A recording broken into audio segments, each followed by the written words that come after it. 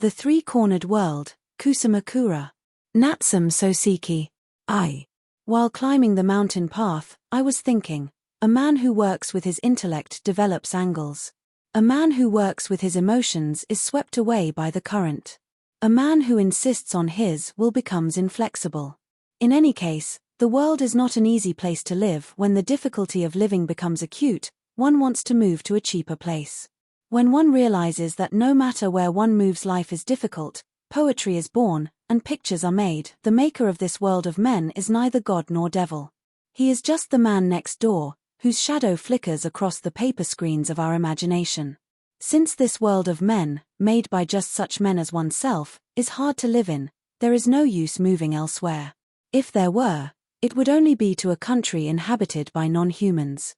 But a country inhabited by non-humans might be even harder to live in than this world of men. If the world, which we cannot escape, is hard to live in, then we must make it easier to live in, even if only for a short time, for our brief span of life. Thus is the calling of the poet born, and thus descends the mission of the painter. All artists are revered because they make the world more peaceful and enrich the hearts of men. Poetry and painting, and also music and sculpture, extract from this difficult world its difficulties and present to us a world of grace. Strictly speaking, they may not even do this. For if we simply look around us, poetry lives and song takes flight. Even if we don't put our thoughts down on paper, the sound of resonant strings echoes in our hearts. Even if we don't apply our brush to the canvas, the brilliance of 1,000 colors is reflected in the eye of our mind. It is enough if we can but feel the world in which we live, and capture within the camera of our minds the pure and serene image of this fleeting world of turmoil. Therefore, even though the silent poet has not a single verse, and the colorless painter has not a single painting, they are, in their ability to perceive the world of men in this way, to free themselves from earthly passions in this way, to enter into a world of purity in this way, to build a heaven and an earth of their own in this way, to sweep away all worldly ambition in this way. They are happier than the scion of a millionaire, the ruler of 10,000 chariots, happier than any worldly favorite. Having lived in this world for 20 years, I came to realize that it is a world worth living in. At 25, I realized that light and darkness are like the two sides of a coin, that wherever the sun shines a shadow is sure to fall. Today, at 30, I feel this way: the deeper the joy, the greater the pain. The more intense the pleasure, the more acute the suffering. If we try to separate the two, we cannot live. If we try to resolve the conflict, the world will not let us. Money is important. If we have a lot of important things, we'll probably worry even in our sleep. Love brings joy. If we accumulate a lot of joyful love, we will only miss the days when we did not love. The shoulders of cabinet ministers support the feet of several million people. On their backs they carry the heavy weight of the nation.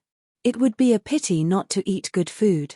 If we eat only a little, we are not satisfied. If we eat our fill, we feel sick afterwards. As my thoughts drifted this far, my right foot suddenly missed its footing on the edge of an awkward, angular stone. To maintain my balance, I quickly thrust my left foot forward, and as it corrected my stumble, my hips landed neatly on a rock about 3 feet square. The paint box slung over my shoulder jumped from under my arm, but fortunately that was all. As I stood up and looked around, I saw a mountain off to the left of the path that looked like an overturned bucket. I couldn't tell if it was covered with cedar or cypress, but from base to summit it was completely dark green, streaked here and there with the pale red of mountain cherry blossoms, and wrapped in such a thick mist that it was difficult to see where the colors joined. A little closer, a single bald mountain thrust itself forward like an eyebrow. Its bare flank looked as if it had been shaved clean by the axe of a giant. A sharp flat surface sunk deep into the bottom of the valley. The single tree I could see on its summit was probably a red pine. I could even make out the sky between its branches. The path ahead seemed to end about 200 yards away, but I could see a red blanket moving in the distance, from a high point, so I supposed the path must lead there. It looked like rough going. If it were just a matter of smoothing the soil, it wouldn't be such a difficult task, but the soil is full of large rocks. You can level the soil, but you can't level the rocks. You can break up the rocks, but you can't do much about boulders. They rise majestically from the excavated earth, showing no inclination to yield us the right of way. If we can't go through them, we must climb over them, or go around them. Even where there are no boulders, the going is not easy.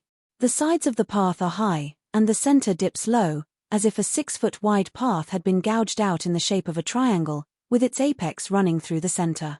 It would be more accurate to say that I was fording a streambed than following a path. Since I was in no particular hurry, I wound my way leisurely along the 7 bends of the path. Suddenly I heard the singing of a skylark beneath my feet. I looked down into the valley, but I couldn't see so much as a shadow or a shape. I could only hear its clear song. It sang busily, incessantly, without a moment's pause. It felt as if the air for miles around had been stung by fleas, and couldn't bear it any longer. The bird's song allowed not a moment's respite. It seemed determined to sing out the peaceful spring day, sing it dry, and then sing it into twilight. Moreover, it kept climbing higher and higher, climbing endlessly. Surely the skylark will die in the clouds. After it reaches the top, perhaps it drifts into the clouds, and gradually disappears, leaving behind only its song in the sky. The path wound sharply around a rocky corner, a place where a masser might easily have fallen backwards, and then turned sharply to the right. I looked down to the side, and saw a field of rapeseed blossoms stretching as far as the eye could see. I wondered if the skylark would fall there. No, I thought, perhaps it was rising up from that golden field. Then I wondered if a falling skylark and a rising skylark might pass each other like crossed swords. Finally I thought, whether falling, rising, or crossing, it will surely keep singing merrily. Spring makes one sleepy. Cats forget to catch mice, and men forget their debts. Sometimes one even forgets where one's soul resides, and loses one's identity. Only the distant sight of rapeseed blossoms wakes one up. Only the song of the skylark reminds one where one's soul resides. The skylark does not sing with its mouth, its whole soul sings. Of all the expressions of the soul's activity, none is so full of life. How delightful! To feel this way, to feel this delight, is poetry. I immediately recalled Shelley's poem To a Skylark and tried to recite from memory the parts one had learned, but I could only remember a few lines. Among these were, we look before and after, and pine for what is not. Our sincerest laughter, with some pain is fraught. Use code with caution, our sweetest songs are those that tell of saddest thought. Looking forward, looking backward, full of desires, full of longing we are. Even our heartfelt laughter must contain some pain. Our most beautiful songs, our ultimate songs, are those that express our saddest thoughts. Indeed, no matter how happy a poet may be, perhaps it is impossible to sing wholeheartedly and single-mindedly of one's joy, forgetting all else, as that skylark does. Not only in Western poetry, of course, but also in Chinese poetry, one often encounters the character for 10,000 bushels of sorrow. Perhaps because he is a poet he feels 10,000 bushels, while the amateur feels only a single cup. Perhaps, then, the poet is by nature more given to suffering, his nerves doubly sensitive compared to the ordinary man. He may experience transcendental joy, but he surely also experiences immeasurable sorrow. If this is so, perhaps becoming a poet is not such a good idea after all. For a time the path was level, a thicket of trees to my right, and the rapeseed field continuing on my left. From time to time I trampled dandelions beneath my feet. Their saw-toothed leaves thrust out uninhibited in all directions, guarding the little yellow pearl in the center. Preoccupied by the rapeseed blossoms, I trod on them without a thought, but then, feeling sorry for what I had done, I glanced back and saw the little yellow pearl still nestled among the saw-toothed leaves. How carefree they are! I continued my train of thought. Sorrow may be the poet's lot, but if one could only feel as that skylark does, there would not be the least bit of suffering. When I look at the rapeseed blossoms, my heart leaps with joy. The dandelions are the same, the cherry blossoms too, though the cherry blossoms have disappeared somewhere. Here in the mountains, surrounded by nature's landscapes, everything I see and hear delights me. I feel only delight, no suffering of any kind. If there is any suffering, it is only the fatigue in my legs, and perhaps the inability to get a decent meal. But why do I feel no suffering? It is because I view this scenery as a single painting, read it as a single poem. As long as it is a painting, a poem, I have no desire to take possession of this land and cultivate it, no intention of building a railroad and making my fortune. It is because this scenery that will neither fill my belly nor supplement my salary, is only scenery, delighting my heart, that I feel no pain, no anxiety. Herein lies the majesty of nature's power. It is nature that instantly refines our emotions and transports us to a realm of pure poetry. Love may be beautiful. Filial piety may be beautiful. Loyalty and patriotism may be fine things. But if we are caught in the vortex of such emotions, we are swept up in the whirlwind of self-interest, and even beautiful things, even fine things, dazzle our eyes. Therefore, we ourselves cannot know where poetry resides. To understand this, we must stand apart, as detached observers. It is only because we stand apart that the play is interesting to watch. It is only because we stand apart that the novel is interesting to read. Those who find the play interesting, those who find the novel interesting, have set aside their own self-interest.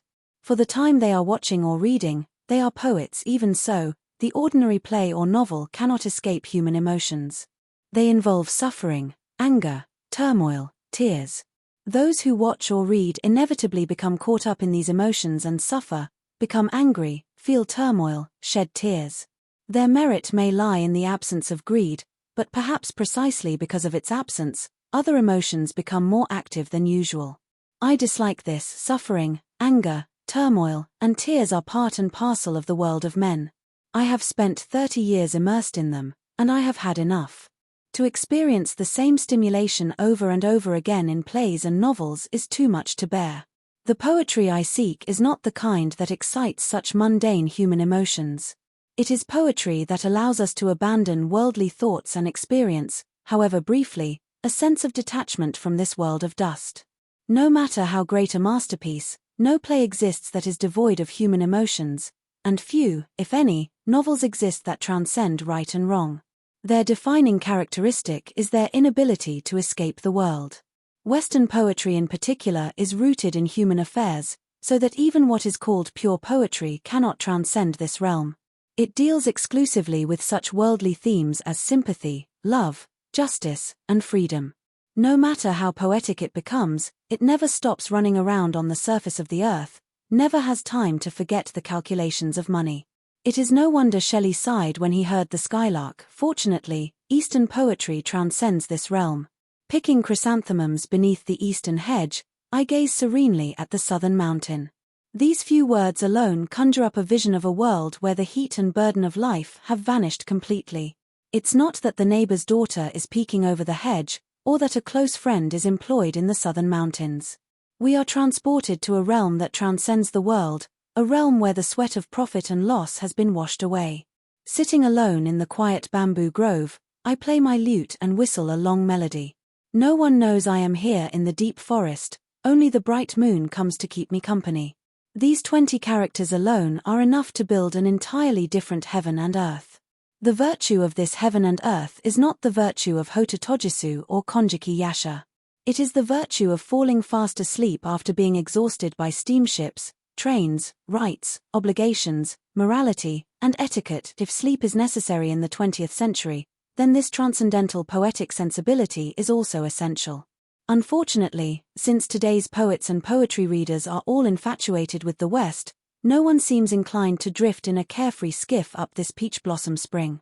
Since being a poet is not my profession, I have no intention whatsoever of spreading the world of Wang Wei or Dao Yuanming in the present age. I simply feel that this kind of inspiration is more beneficial to me than a vaudeville show or a ball.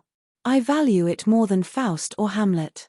This is why I am wandering leisurely up this spring mountain path, burdened only with my paintbox and tripod.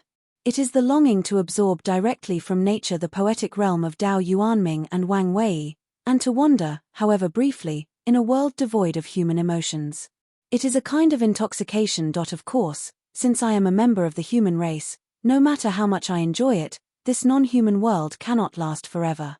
Even Dao Yuanming couldn't have spent every minute of every day gazing at the southern mountains, nor could Wang Wei have been the kind of man who enjoyed sleeping in a bamboo grove without a mosquito net.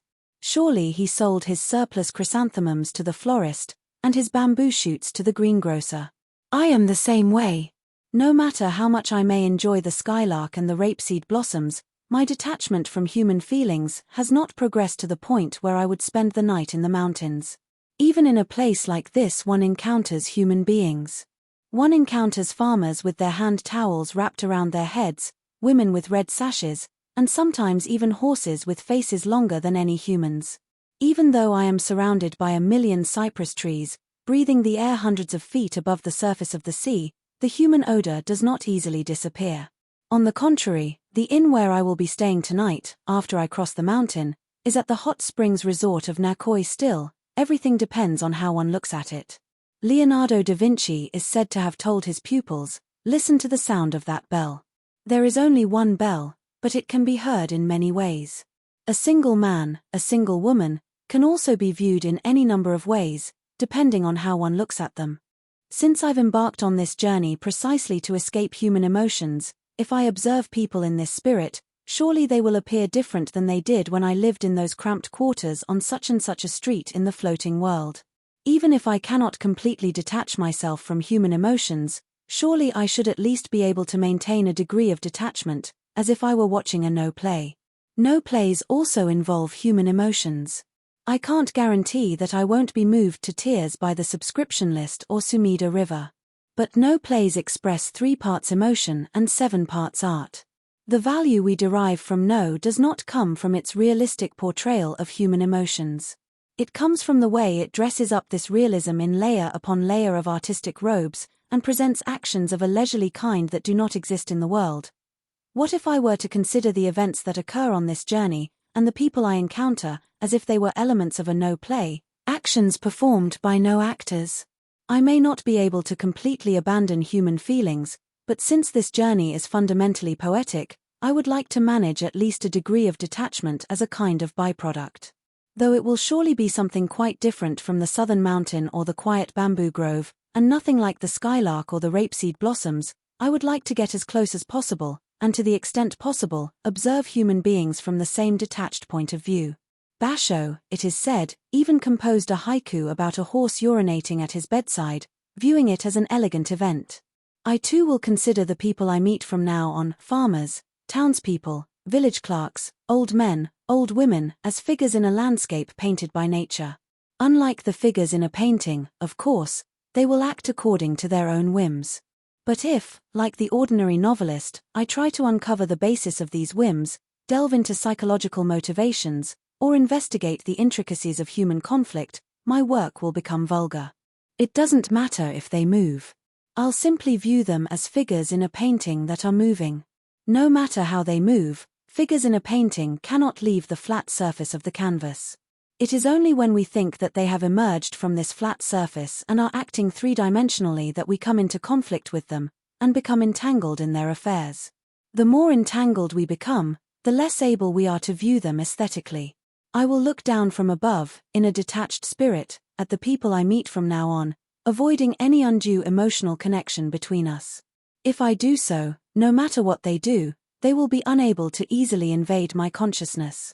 It will be as if I were standing before a painting, watching the figures move about on the canvas. If I am separated by even 3 feet, I can observe them calmly. I can observe them without anxiety.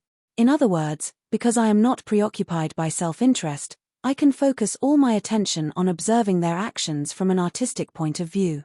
I can devote myself entirely to determining whether or not they are beautiful. Having reached this resolution, the sky began to darken ominously.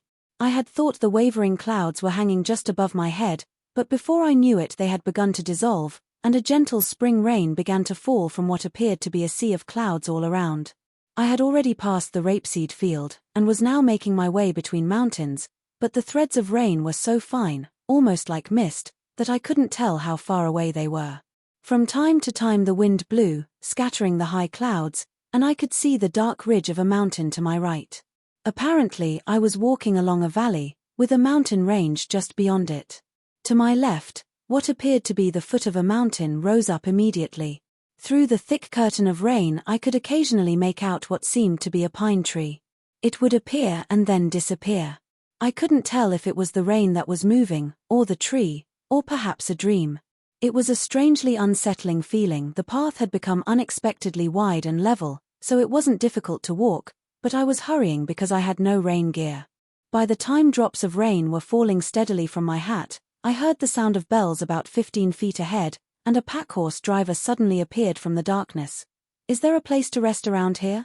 I asked. "There's a tea house about 15 cho ahead," he replied. "You're pretty wet."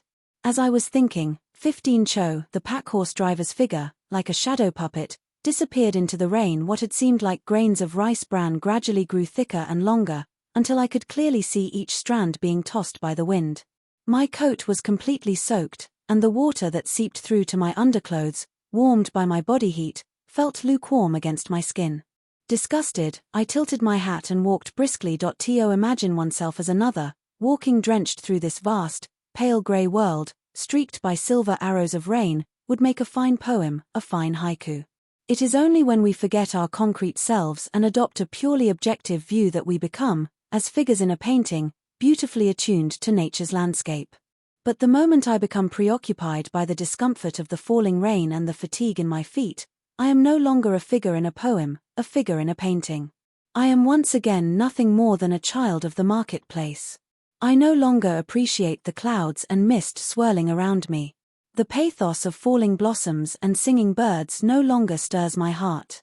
I no longer understand how beautiful I am, walking alone through the spring mountains. At first I walked tilting my hat. Later I walked staring only at the tops of my feet. Finally I walked with hunched shoulders, fearfully.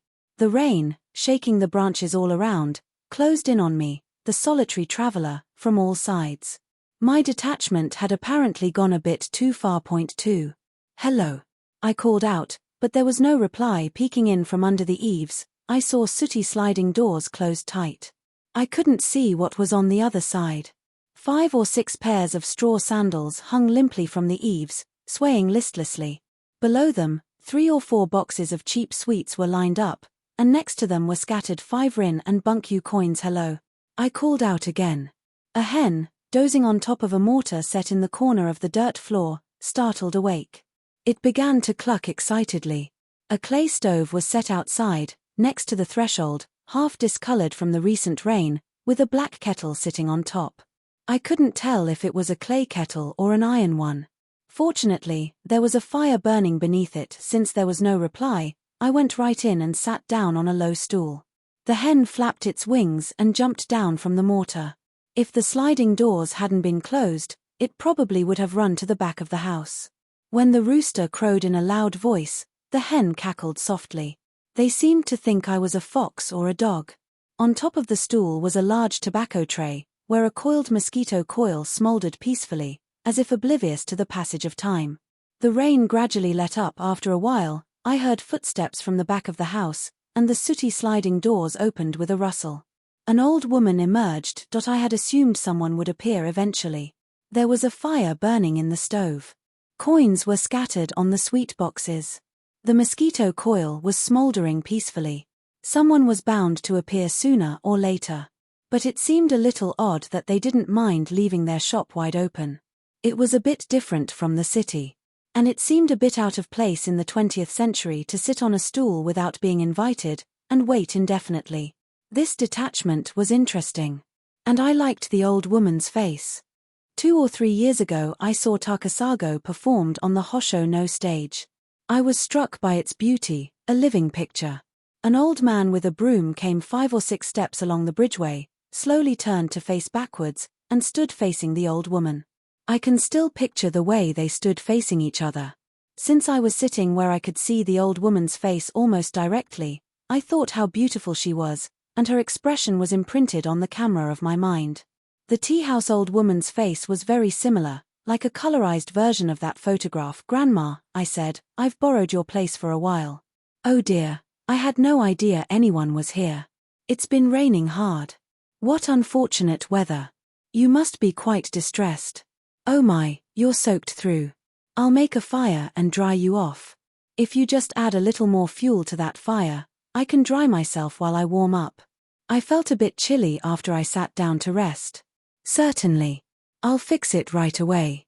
Please, have some tea." As she stood up, she shooed the chickens away with 2 sharp hisses. The startled couple scampered from the dark brown tatami mats, across the sweet boxes, and out to the street. The rooster left a dropping on one of the sweet boxes as he fled. Here you are. Before I knew it, the old woman had returned with a teacup on a carved wooden tray. 3 casually painted plum blossoms adorned the bottom of the teacup, which was the color of dark, roasted tea leaves. Have some sweets. This time she brought sesame crackers and mijinbo that the chickens had walked over. I looked to see if there were any droppings on them, but they seemed to have been left behind in the box. The old woman, wearing a sleeveless jacket and a sash, squatted down in front of the stove. I took my sketchbook from my pocket and began to sketch her profile as I spoke. It's peaceful here, I said. Yes, as you can see, it's a mountain village. Do the bush warblers sing? Oh yes, they sing almost every day. They sing even in the summer around here. I'd like to hear one. Especially since I haven't heard any at all. Unfortunately today, they must have flown off somewhere because of the rain. Just then, the fire in the stove crackled, and red flames, stirred by a sudden gust of wind, shot up a foot or more. Here, warm yourself, she said. You must be cold. I looked toward the eaves and saw blue smoke, billowing and dissipating, leaving faint traces on the wooden eaves. Ah, how pleasant. I feel as if I've come back to life. I'm glad the rain has stopped. Look, you can see Tengu Rock now. A gust of mountain wind, as if impatient with the lingering clouds in the pale spring sky, swept across a corner of the mountain in front of me, clearing the sky completely. What the old woman was pointing at, rising like a rough-hewn pillar, was apparently called Tengu Rock. I gazed at Tengu Rock, then at the old woman, and finally compared the two. As a painter, the only images I have in my mind of old women are the old woman in Takasago and the mountain hag painted by Rosetsu. When I saw Rosetsu's painting, I felt that the ideal old woman should be a terrifying figure. I thought she should be placed among autumn leaves, or beneath a cold moon. But when I saw Takasago performed at a special no-gathering, I was surprised to see that an old woman could have such a gentle expression. That mask must have been carved by a master craftsman. Unfortunately, I didn't hear the artist's name, but the mask showed that an old woman can also be depicted as rich, serene, and warm. It would be equally suitable against a gold screen, in the spring breeze, or among cherry blossoms. I thought the sleeveless old woman, leaning forward and pointing with her hand at the distant landscape, made a fine addition to the spring mountain path. But just as I picked up my sketchbook, intending to capture the scene, the old woman changed her posture. While warming my sketchbook over the fire, I asked, "Grandma, you seem healthy." "Yes, thankfully I'm well. I can still thread a needle, spin hemp, and grind rice flour for dumplings." I felt a sudden urge to have this old woman grind rice flour on a stone mill. But since I couldn't very well ask her to do that, I asked something else. "It's less than a RI from here to Nikoi, isn't it?" "Yes," she replied, 28 cho. "Are you going to the hot springs?" "If it's not too crowded, I might stay for a while. It depends on how I feel. Since the war started, we haven't had many visitors. It's as if we were closed. That's odd. In that case, they might not let me stay." "Oh no, if you ask, they'll let you stay anytime. There's only one in there, isn't there?" "Yes, if you ask for the shahodas, everyone will know who you mean. They're villagers. It's hard to say whether it's a hot springs resort or a retirement home. So it doesn't matter if they have guests or not." "Is this your first time there?" "No, I went there once, long ago." The conversation came to a halt. I opened my sketchbook and began to calmly sketch the hen, when I heard the tinkling of packhorse bells in the quiet air. The sound somehow created a rhythm in my head, a feeling of being lulled to sleep by the sound of a nearby mortar and pestle in a dream. I stopped sketching the hen and wrote in the margin of the same page, "The spring breeze. Faintly in my ear." The packhorse bells. Since I started climbing the mountain, I had encountered 5 or 6 horses. All of them wore bellybands and bells. They didn't seem like horses of the present age. Then the leisurely song of a packhorse driver shattered the spring dream of the silent mountain path. The cheerful melody seemed to emanate from the depths of loneliness, like a voice in a painting. A packhorse driver's song. Crossing the Suzuka Pass. In the spring rain. This time I wrote the verse diagonally, but then I realized it wasn't my own. "Someone else has come," the old woman muttered, as if to herself. Since there was only this single spring path, anyone coming or going seemed to be approaching. The tinkling of the 5 or 6 horses I had met earlier must have climbed and descended the mountain accompanied by this old woman's thought, someone else has come. In the solitude of the path, spanning the springs of past and present, she must have counted countless tinklings for years and years, until she arrived at her present white-haired age. A packhorse driver's song. Even white hair is dyed. In the fading spring. I wrote this on the next page, but I felt it didn't fully express my feelings. I was thinking, as I stared at the tip of my pencil, that it could be improved. I wanted to include the word white hair, the phrase countless seasons, the title a packhorse driver's song, and the spring season word, and somehow fit it all into 17 syllables, when the old woman said, "Hello there." A packhorse driver had stopped in front of the shop and was calling out in a loud voice, "Oh, it's Gen-san. Are you going to the castle town again? If you have anything you want me to buy, just tell me. Yes, if you go through Kajicho, please ask my daughter to get me a charm from Reigenji Temple."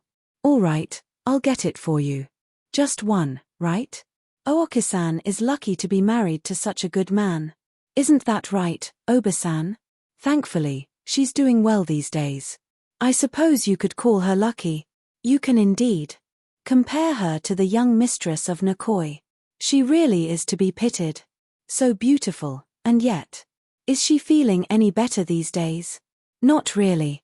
That's a shame," the old woman sighed. "It is," Gen-san said, stroking the horse's nose. The leaves and blossoms of a thick-branched mountain cherry tree, weighted down by clumps of rain that had fallen from the deep sky, were suddenly caught by a gust of wind, and tumbled from their temporary lodgings. The horse, startled, tossed its long mane. Gen-san's shout, "Whoa there!" along with the tinkling of bells, broke my reverie. "Gen-san," the old woman said, "I can still picture her as she was on her wedding day. A long-sleeved kimono with a patterned hem, her hair in a Takashimada style, riding on horseback." "That's right, it wasn't a boat. It was a horse. She rested here, didn't she, Oba-san?" "Yes, and when the young mistress's horse stopped beneath the cherry tree, cherry blossoms fell and spotted her beautiful Shimoda hairstyle." I opened my sketchbook again. This scene too would make a fine painting, a fine poem. Imagining the bride, picturing the scene, with a self-satisfied look on my face, I wrote, "Past the season of blossoms. Solemnly, on horseback." She went to her husband. Strangely, I could clearly picture the kimono, the hairstyle, the horse, and the cherry blossoms, but I couldn't for the life of me picture the bride's face. After a while, as I was trying to decide which face to give her, the image of Millet's Ophelia suddenly popped into my head, and fit perfectly beneath the Takashimada hairstyle. This won't do, I thought, and immediately erased the drawing. The kimono, the hairstyle, the horse, and the cherry blossoms instantly vanished from my mind's stage setting, but the image of Ophelia, hands clasped, floating on the water, lingered vaguely, refusing to disappear, like comet smoke that wouldn't dissipate, no matter how much I tried to fan it away with a palm fiber broom. "Well, I'll be going then," Gen-san said. "Stop by again on your way back. The 7 bends must be tricky in this rain." "Yes, it'll be rough going," Gen-san said, and started walking. His horse started walking too. "Tinkle, tinkle. Is that man from Nakoi?" I asked. "Yes, it's Genbei from Nakoi. Was he the one who carried that bride on horseback over the mountain pass? When the young mistress of the Shahodas was married into the Castletown family, it was Genbei who led the reins of her dappled grey horse as she rode past here. How time flies. It's already been 5 years. Only those who belong to the fortunate class fret about the whiteness of their hair when they look in the mirror." The old woman, who only now, counting on her fingers, understood how quickly 5 years can pass, how swiftly the wheel of time turns, must be closer to an immortal than a human being. "She must have been beautiful," I said. "I wish I had seen her." "You still can," she replied. "If you go to the hot springs, I'm sure she'll come out to greet you." "Oh, is she living in the village now? I hope she's wearing a long-sleeved kimono with a patterned hem, and her hair in a Takashimada style." "Just ask her," the old woman said. "I'm sure she'll dress up for you." I thought she must be joking, but she seemed quite serious. This kind of unexpected twist was just what I needed on my non-human journey. "The young mistress," she continued, "is quite similar to the maiden of Nagara. In her face? No. In the way her life has turned out." "Who is this maiden of Nagara?" Long ago there lived in this village a beautiful maiden, the daughter of a wealthy family, called the Maiden of Nagara. I see. This maiden was courted. User. Please continue. Model. 245.0s. By two men at the same time, and I understand. She couldn't decide which one to choose, and worried day and night, until finally she composed this poem. Now that autumn has come, like the dew that settles on the surface of the hemp, I too must vanish, and then she threw herself into the Fuji River and drowned. I hadn't expected to hear such an elegant tale, told in such elegant language, from such an old woman in such a remote mountain village. If you walk about 5 cho east from here, you'll see a 5-storied stone pagoda by the roadside. Why don't you stop by and see the Maiden of Nagara's grave? I made a mental note to be sure to visit it. The old woman continued her story. The young mistress of Nikoi was also plagued by two men. One she met while she was studying in Kyoto, and the other was the wealthiest man in the castle town. And which one did she choose? She wanted to marry the man from Kyoto, but for various reasons, her parents forced her to marry the local man. So she didn't have to throw herself into the Fuji River after all. But even though he married her for her beauty and family background, and may have treated her well, she had been forced into the marriage, and so they didn't get along. Her relatives were quite worried. Then the bank where her husband worked went bankrupt because of the war. After that, the young mistress returned to Nikoi. People call her heartless, unfeeling. She used to be extremely shy and gentle, but now she's become quite temperamental, and Genbei says he's worried about her every time he comes. I didn't want to hear any more. I felt as if I were about to attain enlightenment, only to have someone come along and demand the return of my feathered robe. I had braved the perils of the 7 bends and finally reached this point, and I didn't want to be dragged back into the mundane world so easily. If I listened to any more gossip, the smell of the floating world would seep into my pores, and my body would become heavy with the grime of the world. Grandma, I said, there's only one path to Nikoi, isn't there? I placed a 10-sen silver coin on the stool and stood up. If you go down the path to the right of the Maiden of Nagara's pagoda, there's a shortcut that will save you about 6 cho. The path is rough, but it might be better for a young man like yourself. This is for the tea, please be careful on your way. 3. I had a strange feeling last night that I arrived at the inn around 8 o'clock, so I couldn't see what the house or garden looked like, or even tell east from west. I was led along what seemed to be a corridor, and finally shown into a small 6-mat room. It wasn't at all how I remembered it from my previous visit. After dinner, I went to the bath, and when I returned to my room and was having some tea, a young woman came in and asked if I wanted her to lay out my bedding. What I found odd was that this young woman had handled everything by herself, showing me to my room, serving dinner, guiding me to the bath, and now laying out my bedding. And she hardly spoke. Yet she didn't seem like a country girl. She wore a red sash tied plainly, and carried an old-fashioned paper lantern. As I was being led along what seemed to be a corridor, or perhaps a staircase, twisting and turning, I felt as if I were moving about on a canvas. When she served dinner, she explained that since they hadn't had any guests lately, the other rooms hadn't been cleaned, so I would have to make do with the room they normally used. When she laid out my bedding, she said, "Good night," a surprisingly human utterance, and then left.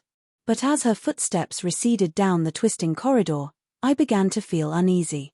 The house was eerily quiet, devoid of any human presence. I had only experienced this feeling once before in my life. Years ago, I walked the length of the Boso Peninsula, starting from Tateyama, crossing into Kazusa Province, and then following the coast to Chosha. One night I stayed at a certain place.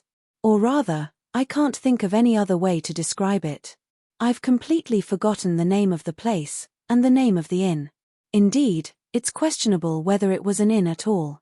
It was a large house with a high roof, and there were only 2 women living there. When I asked if I could stay the night, the older woman said yes, and the younger one showed me to my room. She led me through a series of deserted, spacious rooms, and finally to a room on a small mezzanine floor at the very back of the house. As I was about to enter the room from the corridor, after climbing 3 steps, a clump of slender bamboo, leaning against the eaves, swayed in the evening breeze and brushed against my shoulder, sending a chill down my spine. The veranda boards were rotting. Next year, I remarked, Bamboo shoots will be poking through the veranda, and this room will be full of bamboo. The young woman simply giggled and left. That night, I couldn't sleep because the bamboo kept rustling against my pillow.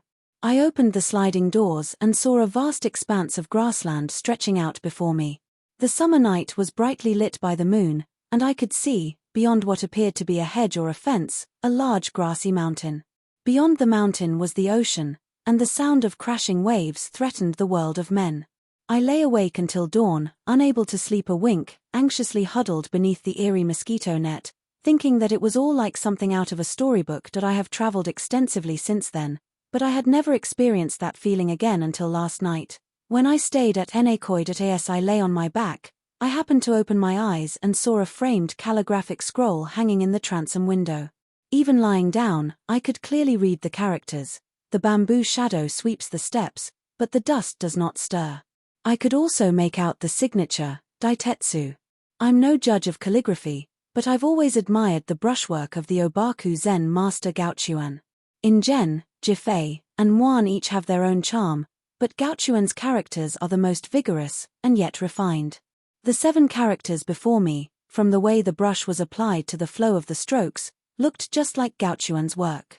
But since the signature clearly said Daitetsu, it must have been someone else. Perhaps there was an Obaku monk called Daitetsu. But the paper looked very new. It seemed undeniably modern. I turned on my side, and my eyes fell on a painting of cranes by Jakuchu hanging on the wall. Since I'm in the trade, I recognized it as a masterpiece the moment I entered the room. Jakuchu's paintings are mostly detailed and colorful, but this one was a simple ink painting. A crane, standing slenderly on one leg, its oval body perched lightly on top, was perfectly poised, its elegance extending to the tip of its long beak. Next to the alcove was an ordinary cupboard, omitting the usual staggered shelves. I couldn't tell what was inside. I fell fast asleep.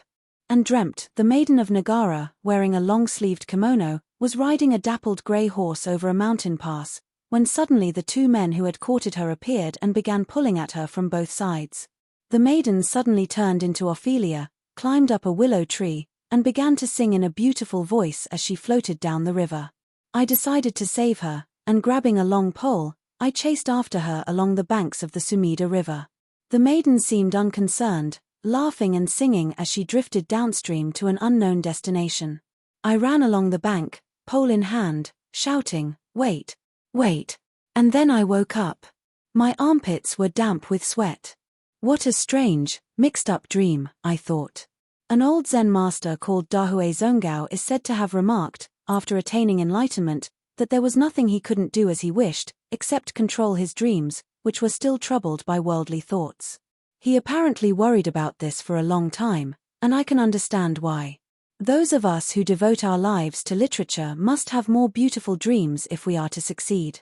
A dream like this one would be almost entirely useless as material for a painting or a poem. As I was turning over in bed, I noticed that moonlight was shining through the sliding doors, casting the shadows of a few tree branches diagonally across the room. The spring night was exceptionally clear. Perhaps it was my imagination, but I thought I heard someone singing softly.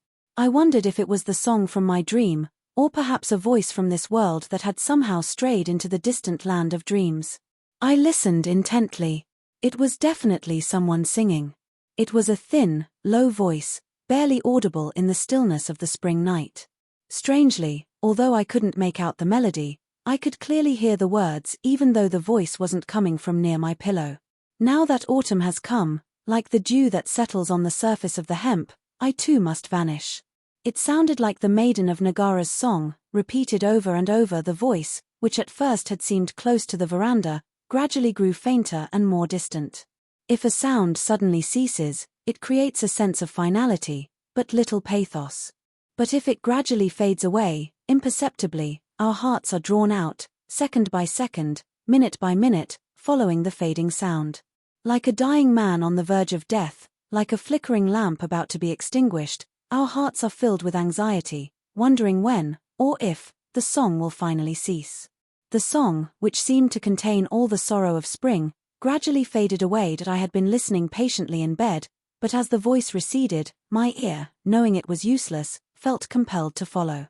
The fainter it became, the more I wanted to pursue it, even if it meant becoming only an ear, flying off into the darkness. Just as I was thinking, despite my eagerness, that my eardrum would no longer respond, I could no longer bear it, and without realizing what I was doing, I slipped out of bed and slid open the sliding doors. Suddenly the lower half of my body was bathed in moonlight. Tree shadows danced and fell across my nightclothes. I wasn't aware of any of this when I opened the sliding doors. My ears strained to locate the source of the sound, and then I saw her. Against the trunk of what, if it were in bloom, might have been a flowering quince, a shadowy figure stood dimly in the moonlight. Before I could even register the thought, "Is that her?" the dark figure, crushing the shadows of the flowers, turned to the right and disappeared. The corner of the building, adjacent to my room, immediately blocked my view of the tall, slender figure standing by the sliding doors, clad only in my borrowed yukata. I remained for a while in a daze. Then, coming to my senses, I realized that the spring mountain air was quite cold. I crawled back into the hollow I had made in my bedding and began to think. I took my pocket watch from under my pillow and saw that it was a little after 1:10. I put it back under my pillow and resumed my thoughts. Surely it couldn't have been a ghost. If it wasn't a ghost, it was a human being, and if it was a human being, it was a woman. Perhaps it was the young mistress of the house. But it seemed a bit improper for the young mistress, whether married or unmarried, to be wandering around the garden in the middle of the night. In any case, I couldn't go back to sleep. Even the watch beneath my pillow seemed to be ticking away, urging me, think, and warning me, don't fall asleep. Don't fall asleep. How annoying even fear, if one views it objectively, can be the subject of a poem. The same is true of anything frightening. If one detaches oneself from it, and considers it simply as something frightening, it can become the subject of a painting. The same is true of unrequited love as a subject for art. It is only because we can forget the pain of unrequited love, and objectively recall its tenderness, its sympathy, its sorrow, or even the overwhelming pain itself, that it becomes usable material for literature and art. Some people even invent imaginary unrequited loves, deliberately tormenting themselves, and reveling in the experience. Ordinary people call this foolish, crazy, but to create the outlines of one's own misfortune and willingly live within them is no different, from an artistic point of view, than carving out an imaginary landscape and taking pleasure in one's own private world. In this respect, many artists, though not necessarily in their everyday lives, are, as artists, more foolish, more crazy than ordinary people. We who travel on foot complain constantly of hardship, but when we tell others about our travels, we show no sign of complaint. We speak enthusiastically and proudly, not only of the interesting and enjoyable aspects of our journey, but even of our past hardships. This is not because we are deliberately deceiving ourselves or others. While we are traveling, we experience the world as ordinary people, but when we recount our travels, we have already adopted the attitude of a poet. Hence the contradiction. Perhaps, then, we can call an artist someone who has worn away one of the corners of his square world, the corner called common sense, and is now living in a three-cornered world. For this reason, whether in nature or in human affairs, it is in the very things that ordinary people avoid and fear that the artist finds countless jewels, an inexhaustible treasure. This is commonly referred to as idealization. But in fact it is not idealization at all. The brilliant light of beauty has always existed in the phenomenal world. It is simply because of a single defect in our vision, because we are bound hand and foot by the world's tedious affairs, because we are constantly besieged by the anxieties of honor and disgrace, profit and loss, that we fail to perceive the beauty of a train until Turner paints it, or the beauty of a ghost until Okyo Moriyama paints it. The shadowy figure I saw just now, considered simply as a phenomenon, would surely be imbued with poetic charm for anyone who saw or heard about it. A solitary hot springs village, spring shadows of flowers, a low voice reciting poetry in the moonlight, a figure glimpsed in the hazy night, all are fine subjects for an artist.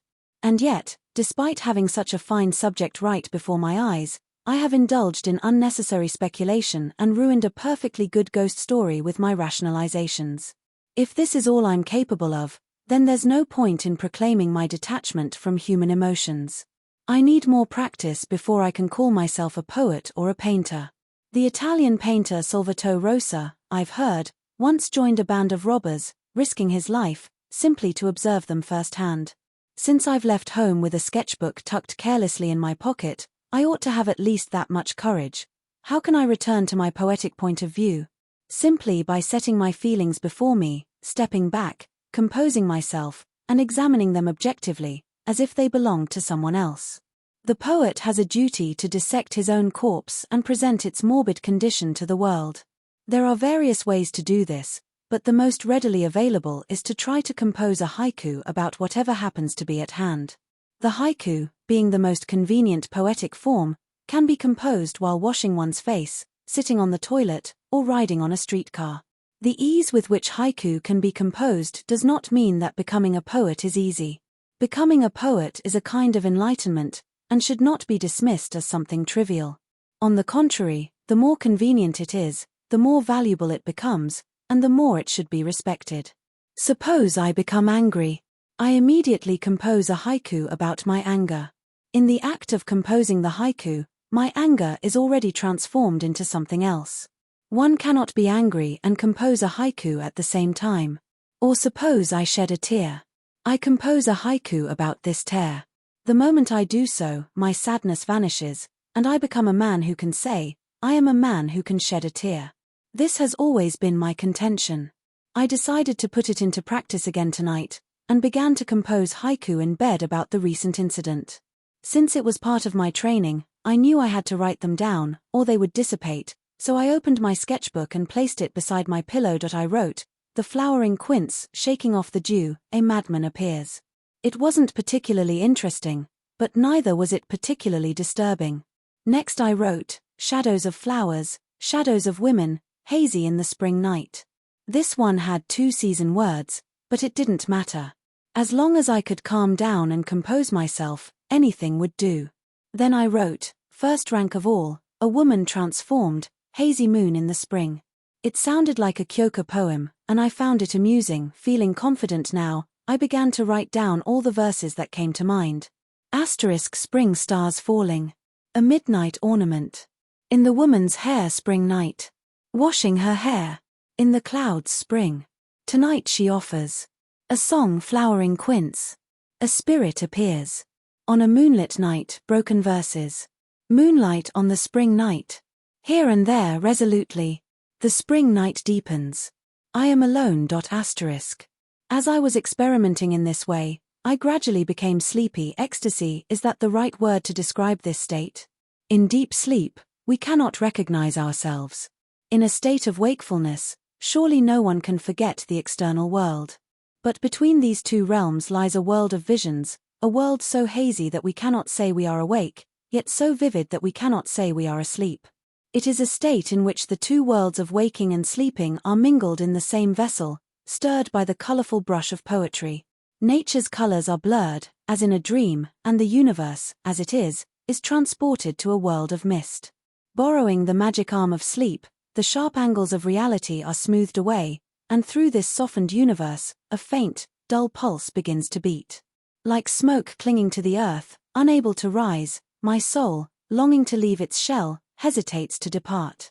It tries to escape and then hesitates and then tries to escape, until finally, unable to maintain its identity, it merges imperceptibly with my body, enveloping me in a cloud of warm, dreamy mist. A feeling of lingering attachment. As I was wandering in this borderland between waking and sleeping, the sliding doors at the entrance opened slightly. A shadowy female figure appeared, as if in a dream. I felt neither surprise nor fear, only a sense of pleasant anticipation. Anticipation is perhaps too strong a word. The phantom woman, uninvited, slipped into the back of my closed eyelids. The phantom entered the room silently, gliding across the tatami mats like a celestial maiden walking on water. Since I was viewing the world from behind closed eyelids, I couldn't be sure, but it was a woman with fair skin, thick hair, and a long nape.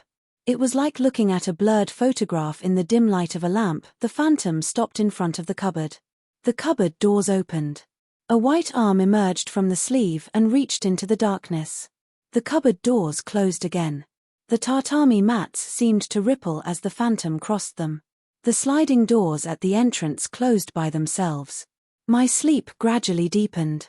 Perhaps this is what it feels like to be dead, but not yet reborn as a cow or a horse. I don't know how long I lay there suspended between human and animal. Then I heard a woman's giggle close to my ear, and my eyes opened. The curtain of night had been completely drawn aside, and the world was brightly lit. The cheerful spring sun, casting black shadows of the bamboo latticework across the round window, seemed to leave no room for mystery. All secrets had returned to the Pure Land. Crossing to the other side of the river of 3 crossings, still wearing my yukata, I went down to the bathhouse and floated in the hot spring for about 5 minutes. I didn't feel like washing myself, or even getting out. Why had I felt so uneasy last night? It was strange how much the world could change between day and night. Since even drying myself seemed like too much trouble, I just went back upstairs, still wet, and opened the bathhouse door from the inside. I was surprised again. Good morning. Did you sleep well last night? The voice and the opening of the door were almost simultaneous. Since I hadn't expected anyone to be there, I didn't have time to reply before she said, "Here, put this on." She came around behind me and draped a soft kimono over my shoulders. Managing finally to stammer, "Thank you," I turned around, and the woman quickly stepped back a few paces. Novelists, from time immemorial, have made it their business to describe in detail the appearance of their protagonists. If one were to compile a list of all the adjectives used in every language, past and present, to describe beautiful women, it would probably rival the Buddhist scriptures in length. If I were to search among this vast and tedious collection for the most appropriate terms to describe the woman standing 3 steps away, her body slightly twisted, her eyes glancing back at me with an amused look, observing my surprise and confusion, how many words would I find? And yet, in all my 30-odd years, I had never seen such an expression before. Art critics say that the ideal of Greek sculpture can be summed up in 2 words: noble simplicity. Noble simplicity, I think, refers to the potential for human vitality to be expressed.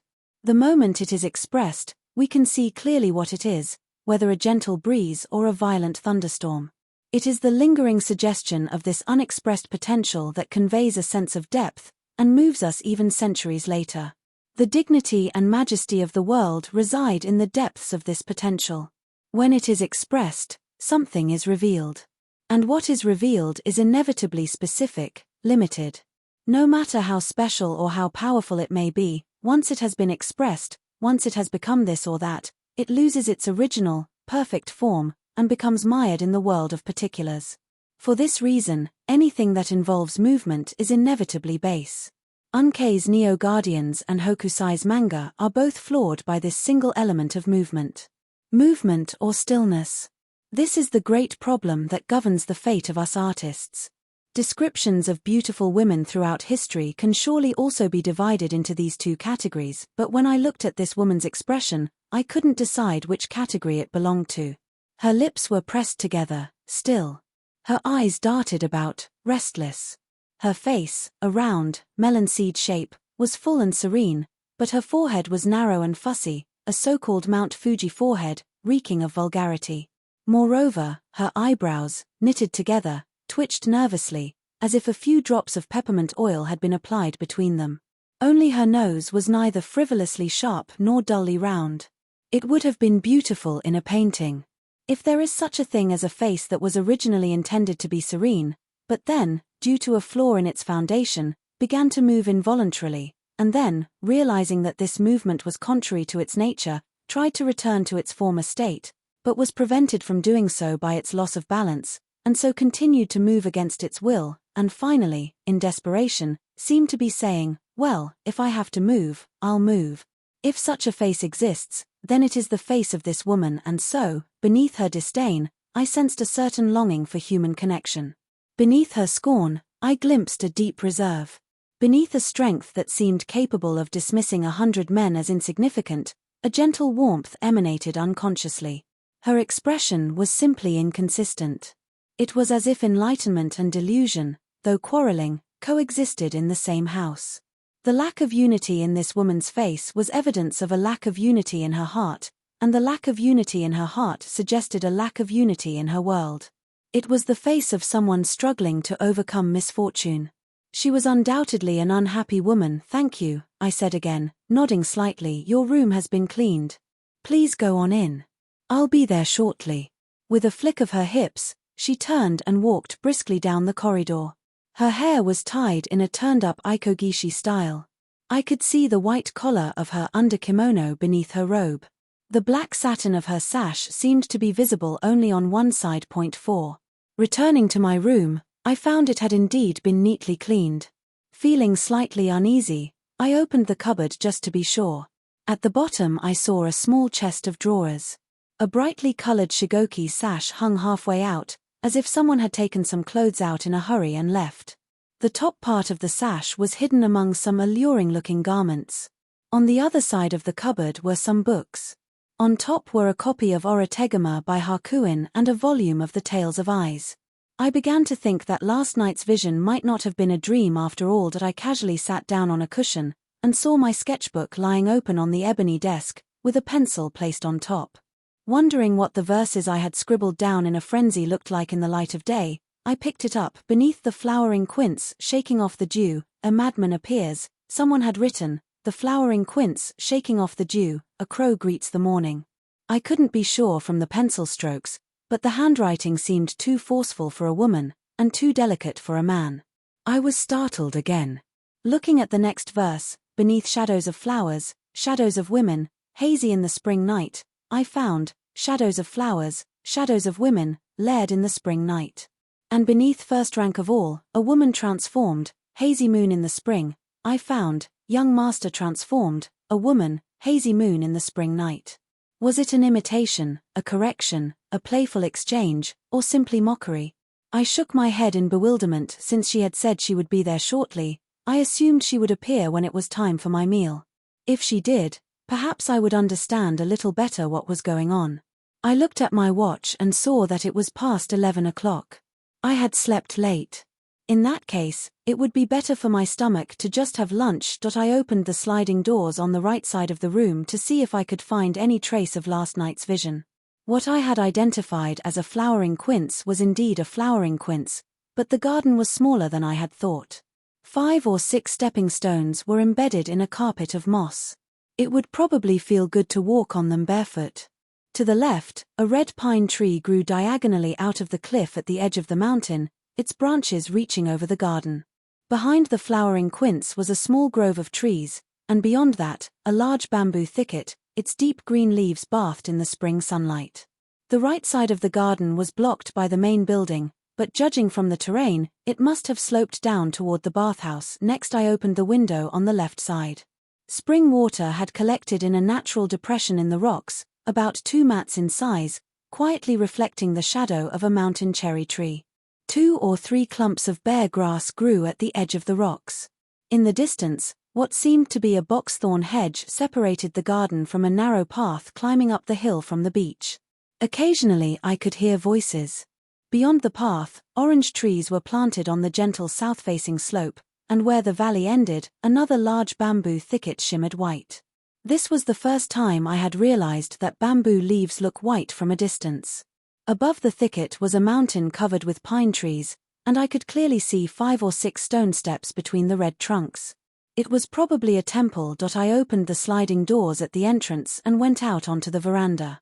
The railing turned at a right angle, and in what, judging from the direction, should have been the direction of the sea, I saw a single room on the 2nd floor of the main building, across a small courtyard. I was intrigued to discover that my room, if I leaned against the railing, was also on the 2nd floor, at the same height. Since the bath was below ground level, in terms of bathing, I was living on the 3rd floor. The house was quite large, but except for the single room on the 2nd floor of the main building, and the room next to mine, around the corner to the right along the railing, most of the rooms, not counting the living quarters and kitchen, which I didn't know where they were, seemed to be closed up. The other rooms, presumably guest rooms, were all closed tight. It seemed that they kept the shutters closed even during the day, and once they were opened, they weren't closed again at night. They probably didn't even bother to lock the front door. It was the perfect setting for my non-human journey, and my watch said it was almost noon, but there was no sign of lunch. I was starting to feel hungry, but since I was in a poem, Empty Mountains, No Man is Seen, I thought I could manage without food for a while. I didn't feel like painting, and since I was already in a state of haiku ecstasy, Composing any more would be pointless. I didn't feel like unpacking the 2 or 3 books I had brought along and tied to my tripod. Just lying here on the veranda, basking in the warm spring sun, together with the shadows of the flowers, was the greatest pleasure imaginable. To think would be to fall into the path of evil. To move would be dangerous. If possible, I didn't even want to breathe through my nose. I wanted to remain perfectly still, like a plant rooted to the tatami mats, and live like that for 2 weeks. After a while I heard footsteps in the corridor, coming up the stairs from below. It sounded like 2 people. They stopped in front of my room, and then one of them turned back without saying anything. The sliding doors opened, and I thought it was the woman from this morning, but it was the young maid from last night. I was somewhat disappointed. "Sorry to keep you waiting," she said, setting down the tray. She didn't offer any explanation for the late breakfast. The grilled fish was garnished with something green, and when I lifted the lid of the bowl, I saw 2 prawns, one red and one white, nestled among spring bracken. "What beautiful colors," I thought, gazing into the bowl. "Is something wrong?" the maid asked. "No, I'm about to eat," I replied, though I actually felt reluctant to eat it. I recall reading somewhere that Turner, at a dinner party, stared at a salad and remarked to his neighbor, "What cool colors. Those are the colors I use." I wanted to show Turner these prawns and bracken. Western food has no beautiful colors. The only exceptions are perhaps salad and radishes. I don't know about their nutritional value, but from a painter's point of view, they are extremely undeveloped cuisine. Japanese cuisine, on the other hand, whether clear soup, appetizers, or sashimi, is always beautifully presented. Even if one were to sit before a banquet and return without taking a single bite, the feast for the eyes would be well worth the price. "There's a young woman living here, isn't there?" I asked, setting down the bowl. "Yes." "Who is she?" "The young mistress." "Is there an older mistress as well?"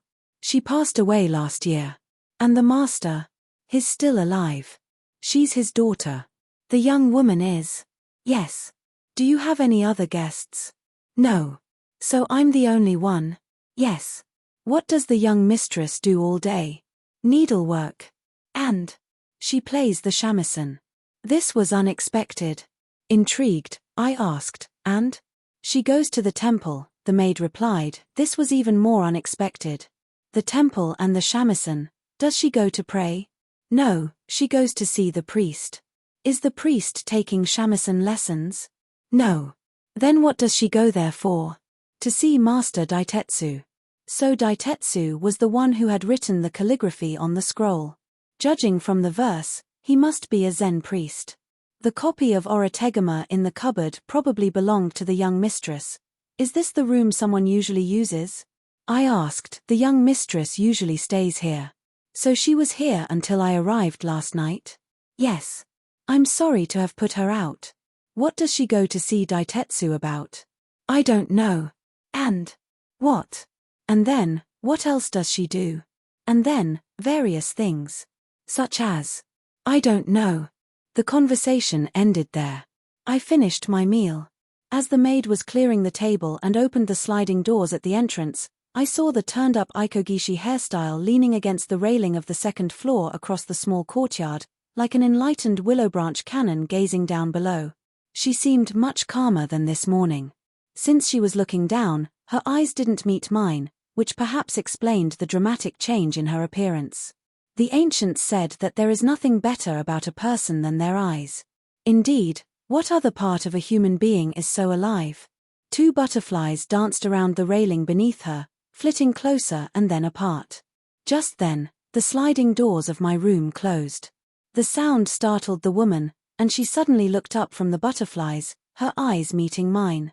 Her gaze, sharp as a poisoned arrow, pierced the air and struck me between the eyes.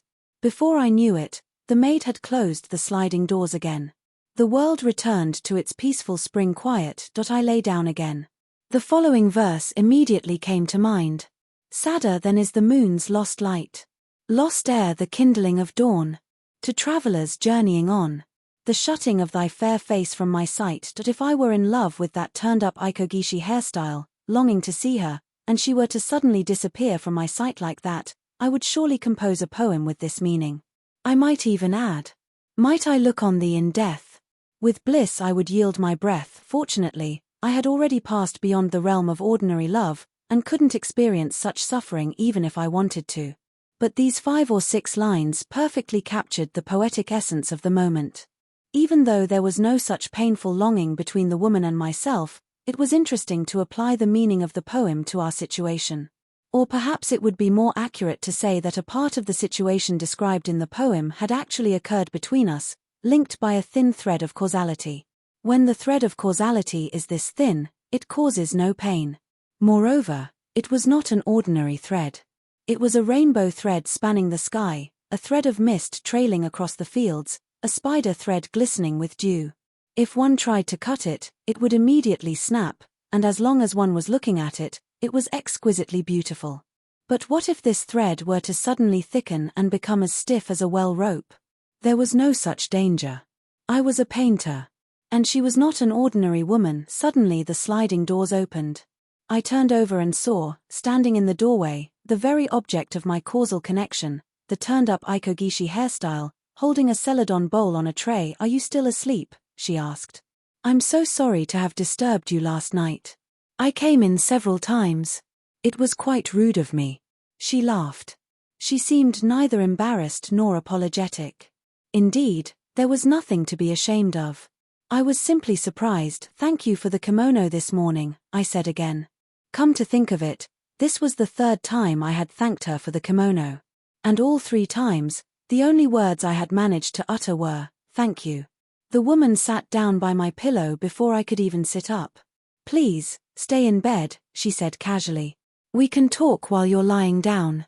I thought this was an excellent idea, so I lay on my stomach, propped myself up on my elbows, and rested my chin in my hands, planting my elbows firmly on the tatami mats. "I thought you might be bored, so I brought you some tea."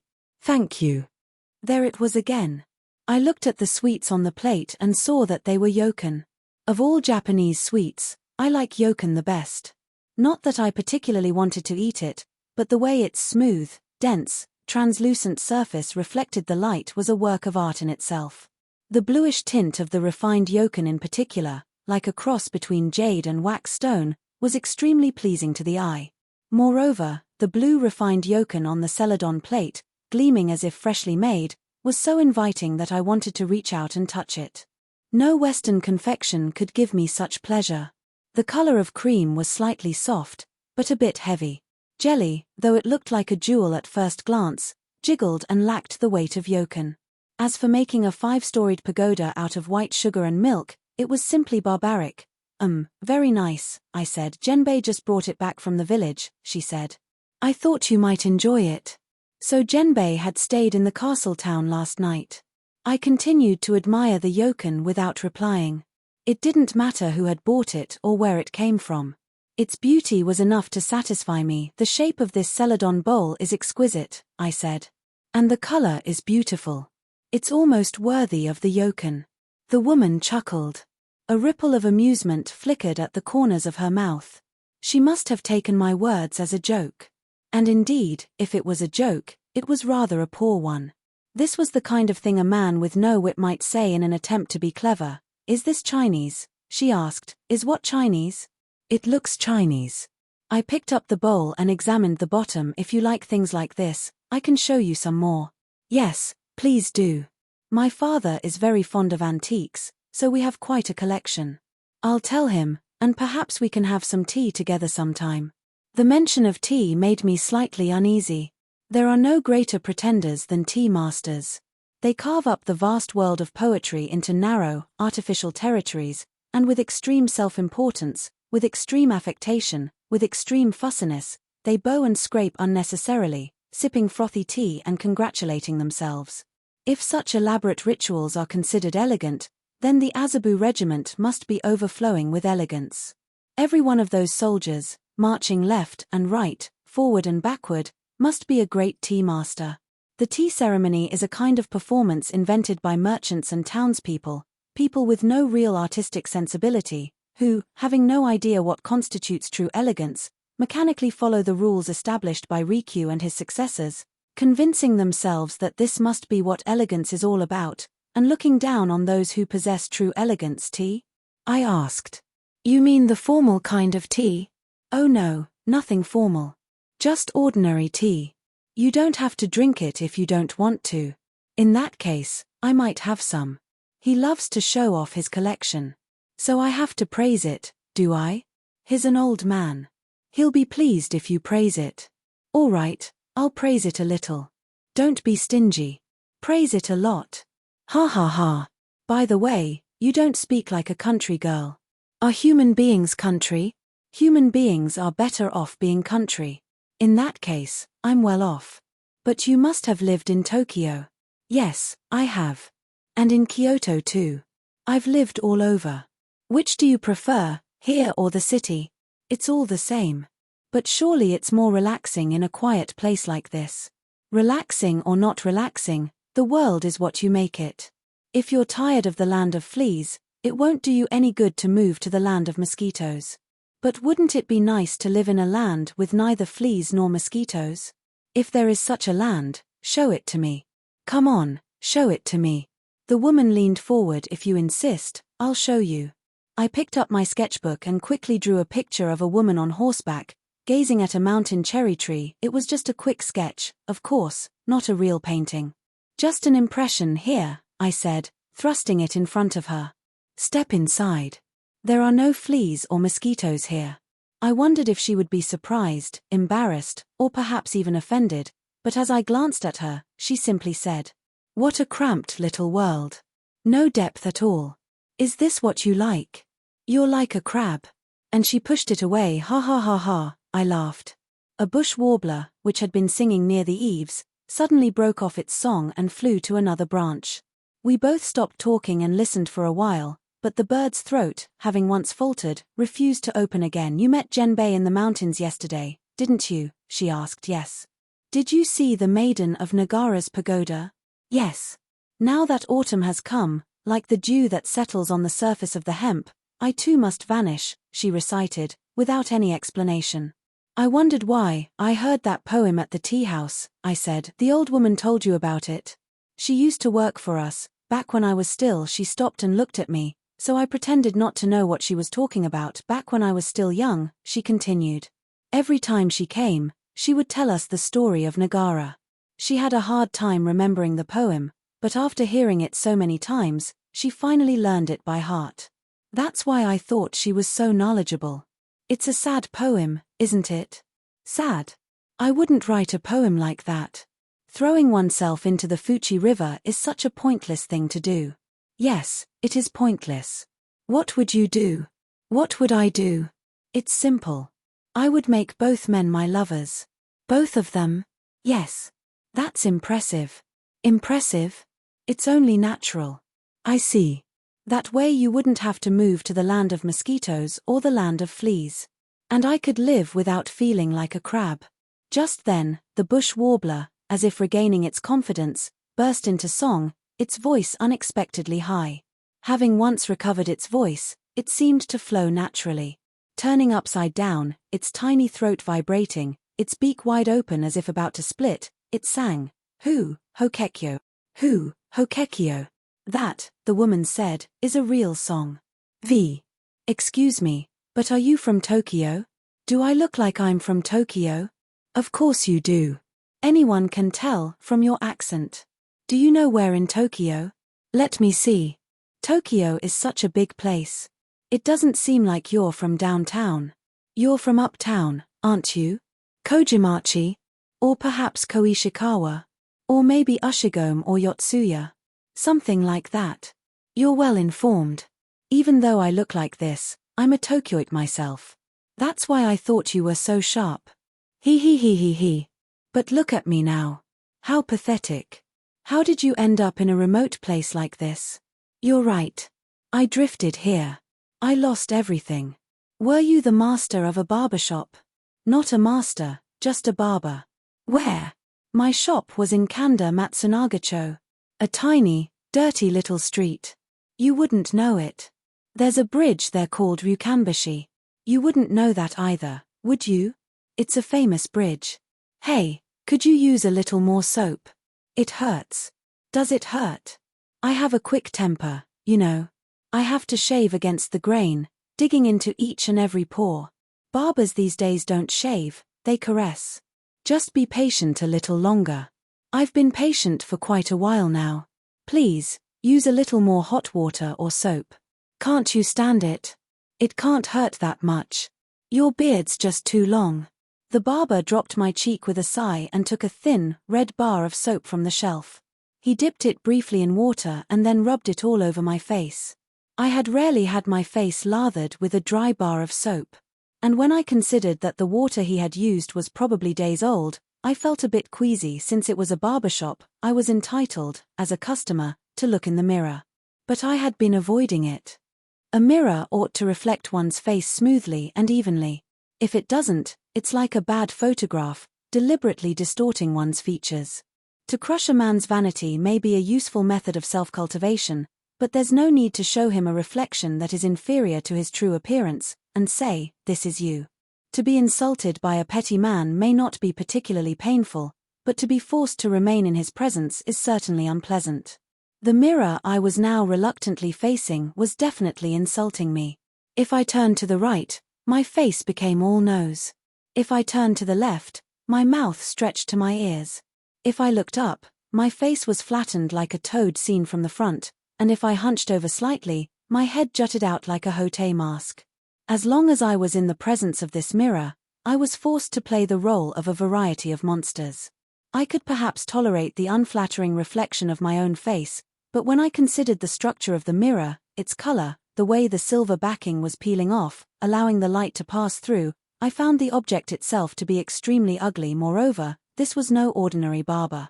From outside, he had seemed bored, sitting cross-legged, puffing on a long pipe, blowing smoke at a toy Japanese and British flag stuck on the wall. But I was surprised when I entered and entrusted my neck to his care. I began to wonder whether the ownership of my neck, while he was shaving me, belonged entirely to him, or whether I still retained some rights. He handled it so roughly. If my head had been nailed to my shoulders, it wouldn't have lasted long at this rate. He had absolutely no regard for the civilized rules of shaving. When the razor touched my cheek, it made a scraping sound. When it reached my Adam's apple, my arteries throbbed. When the sharp blade grazed my chin, it made a crunching sound, like the sound of footsteps on frozen ground. And yet he seemed to consider himself the most skilled barber in Japan. Finally, he was drunk. Every time he said, "Sir, I smelled a strange odor," he would occasionally blow a strange gas into my face. I couldn't tell where or when, or how, the razor might slip. Since even he didn't seem to have a clear plan, there was no way for me, who had entrusted my face to him, to anticipate what might happen. I had given him my face willingly, so I wasn't going to complain about a minor cut, but I didn't want him to suddenly change his mind and slit my throat. "You shouldn't use soap when you shave," he said. "It dulls the blade. But with your beard, sir, there's no other way." He tossed the naked soap onto the shelf, but it disobeyed his command and rolled onto the floor. "Sir, you don't look familiar. Did you just arrive?" "A few days ago." "Where are you staying?" "At the Shahodas." "Oh, you're staying there, are you?" "I thought so. Actually, I came here relying on that retired gentleman myself. You see, when he was living in Tokyo, I lived nearby, so I knew him. He's a good man. A man of understanding. His wife died last year, and now he just fiddles with his antiques. He's got some amazing things, they say. They say they would be worth a fortune if he sold them. He has a beautiful daughter, doesn't he?" "Be careful." "Of what?" "Of what?" "With all due respect, sir, but she's a returned bride." "Is that so?" "It's more than so, if you know what I mean. She shouldn't have come back at all. It's embarrassing. It's all right as long as the old man is alive, but if anything happens to him, there'll be no end of trouble." "Will there?" "Of course. She doesn't get along with her older brother, the head of the family. There's a main family. They live up on the hill. You should go and visit. It's a beautiful spot. Hey, could you use some more soap? It's starting to hurt again. Your beard's very sensitive. It's too stiff. You'll have to shave every 3 days, sir. If my razor hurts you, you won't be able to stand anyone else's. I'll do that from now on. You can come every day if you like. Are you planning to stay that long? Be careful, sir." It's not a good idea. You might get involved with someone you shouldn't, and who knows what might happen. Why? Sir, that girl may look all right, but she's actually crazy. Why do you say that? Everyone in the village says so. There's even proof. There must be some mistake. But there's proof, sir. Be careful. I'll be all right. What kind of proof? It's a strange story. Come and have a smoke, and I'll tell you. Would you like a shampoo? No, not today. I'll just get rid of the dandruff. The barber dug his grime-encrusted fingernails into my scalp without warning, and began to rake it back and forth vigorously. His nails parted my hair, one strand at a time, like a giant rake tearing through a barren field at the speed of a gale.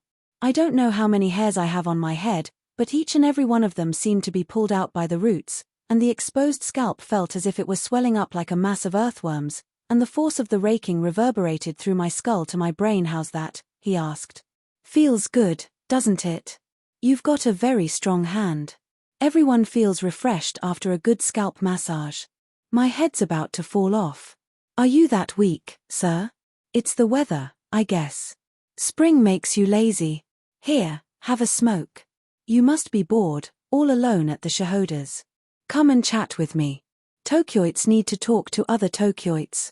What about it? Does that young mistress still flirt with you? She's a fickle woman, you know. It's a problem. What do I care about the young mistress if my head's about to fall off? You're right, my throat's dry. I can't seem to tell the story properly. So, where was I? Oh yes, so that priest became infatuated. Which priest? The priest at Kankaiji Temple. Taian. We haven't even gotten to the temple, let alone the priests. Oh, you're right. I'm getting ahead of myself. So, this rather handsome priest, with good prospects, he went and oh dear. Did he seduce her? No, it was a love letter. That's right. So, the sequence of events is a bit confusing. Yes, that's right, that's right. So, he was surprised, you see, and who was surprised? The woman. The woman was surprised when she received the love letter.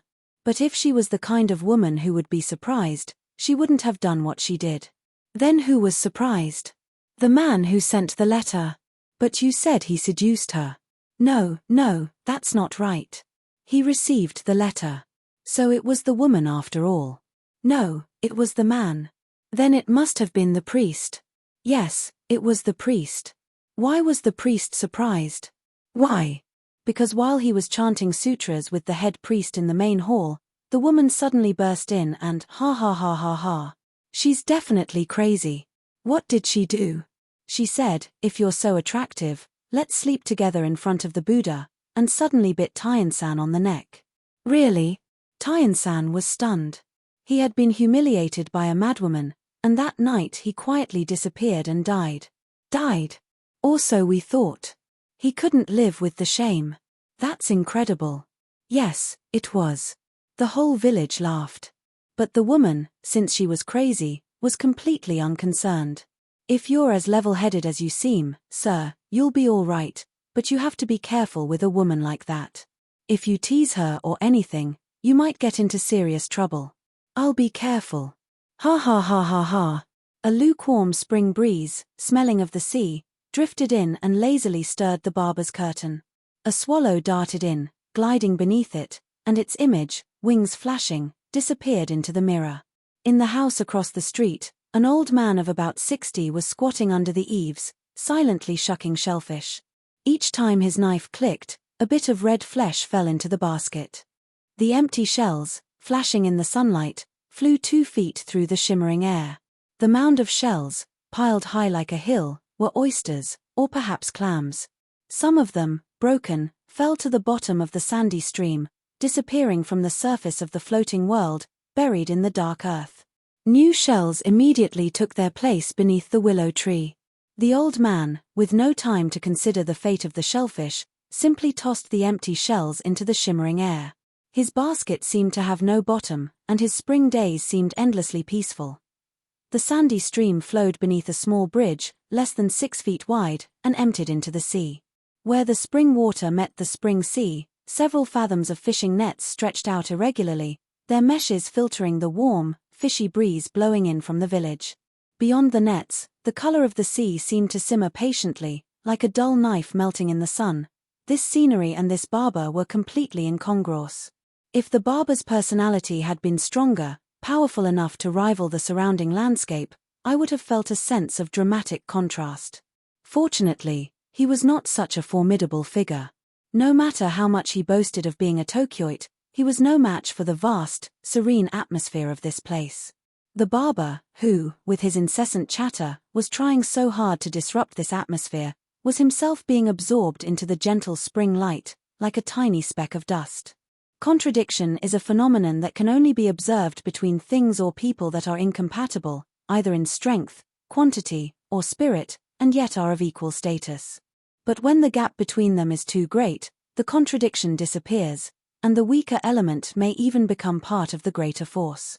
It is for this reason that talented men can become the limbs of great men, fools can become the arms and legs of talented men, and cows and horses can become the trusted servants of fools. The barber, against the backdrop of the vast spring landscape, was performing a kind of comic act. He who should have been disrupting the peaceful spring mood was actually enhancing it. I felt as if I had become acquainted with a carefree Yaji in the middle of the third month of spring. This extremely cheap vaudeville act was a perfectly harmonious element in the peaceful spring day. Thinking in this way, I realized that the barber was also a fine subject for a painting or a poem, so I continued to sit there, listening to his rambling stories, even though I should have left long ago. Just then, a small, shaved head slipped through the curtain. "Excuse me, could I have a shave?" He wore a white cotton kimono with a round, quilted sash, and over it a coarse, mosquito net-like robe. He was a carefree-looking little acolyte. "It's Rinnen-san," the barber said.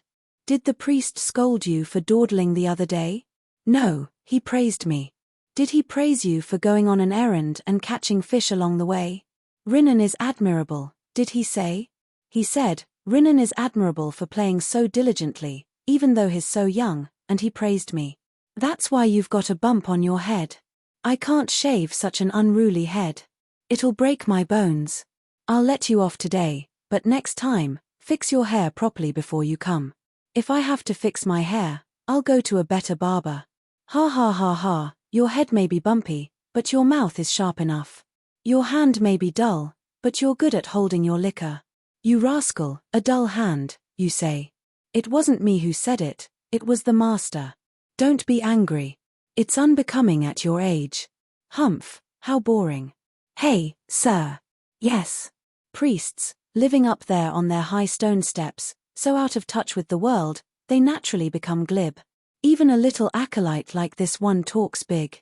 "Now, tilt your head a little more, tilt it, I say.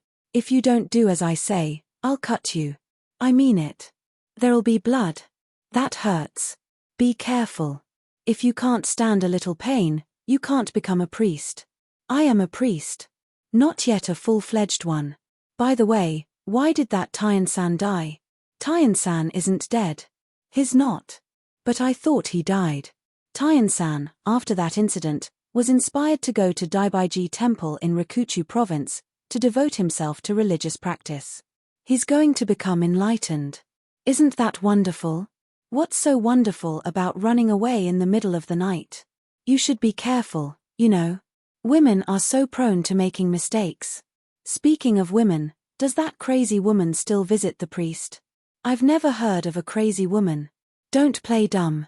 Does she or doesn't she? The crazy woman doesn't, but the Shahoda girl does. I don't care how much the priest prays, she won't be cured. It's definitely the late master's curse. That girl is admirable. The master often praises her. Everything's upside down when you climb those stone steps. A crazy woman is a crazy woman, no matter what the priest says. All right, you're done. Hurry up and get scolded by the priest. No, I'll play a little longer and get praised. Do as you please. You little devil. Dried turd on a bald head. What did you say? The blue head had already slipped through the curtain and was being ruffled by the spring breeze. Vi. Sitting at my desk in the twilight. The sliding doors and paper screens are all open. The people of the inn are few, and the house is relatively spacious. My room is separated by twisting corridors from the place where the few people who are here live their human lives, so that even the sounds of things do not disturb my thoughts. Today it is especially quiet. It is as if the master, his daughter, the maid, the manservant, all have vanished, leaving me alone. And if they have vanished, they have not vanished to an ordinary place. They must have gone to a land of mist, a land of clouds. Or perhaps, to a place where clouds and water meet, on a calm sea where even steering a boat seems too much trouble, a white sail drifts imperceptibly, until finally the sail itself can no longer distinguish itself from the clouds and water. They must have gone to such a distant place. Or perhaps they have suddenly dissolved into the spring air, and the four elements that compose them have become invisible spirits, scattered throughout the vastness of heaven and earth, leaving not a trace behind, even if one were to search with a microscope. Or perhaps they have been transformed into skylarks, singing the yellow of the rapeseed blossoms, and then flown off to the distant horizon, where the deep purple of twilight lingers. Or perhaps, having spent the long day fulfilling the tedious duty of a horsefly, failing to suck the sweet dew from the stamens, they are now lying beneath a fallen camellia, sleeping peacefully, filling the world with their fragrance. In any case, it is quiet. The spring breeze, blowing through the empty house, does not come to greet anyone, nor does it depart to avoid anyone. It comes and goes as it pleases, according to the impartial will of the universe. If my heart, like the room I inhabit, were empty, the spring breeze would surely pass through uninvited. It is only because I think of it as earth that I walk on that I worry about whether it will crack. It is only because I know that heaven is above me that I fear the lightning that flashes across my temples.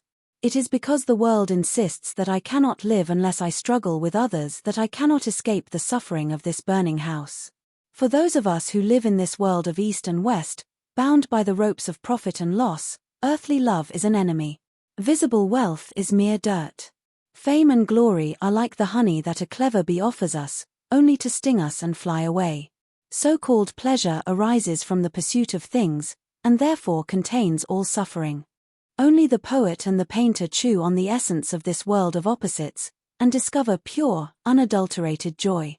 They feast on mist, swallow dew, savor purple, and critique crimson, and die without regret. Their pleasure does not come from the pursuit of things. They become the things themselves. And when they have become the things themselves, there is no longer any room for self. They freely abandon the clod of earth and fill their broken bamboo hats with the boundless blue wind. I am not deliberately singling out this state of mind in order to provoke the money-grubbing Philistines of the marketplace. I am simply describing the good news of this place, and inviting those who are destined to hear it. In other words, the poetic realm, the world of painting, is a path that is accessible to everyone. Even those who spend their lives counting the days and moaning about their old age, if they look back on their lives and examine the waves of their experience, will surely find moments when a faint light leaked through their mortal remains, allowing them to forget themselves, and momentarily experience the joy of enlightenment. Those who cannot are men who have lived in vain, but the poet's inspiration does not consist solely of becoming one with a single thing. Sometimes he becomes a single blossom, sometimes a pair of butterflies, sometimes, like Wordsworth, a host of golden daffodils, scattering his heart in the valley wind. But there are also times when our hearts are captivated by the ineffable beauty of the surrounding landscape, and we are not even consciously aware of what it is that captivates us. Some would say we are touched by the vital spirit of heaven and earth.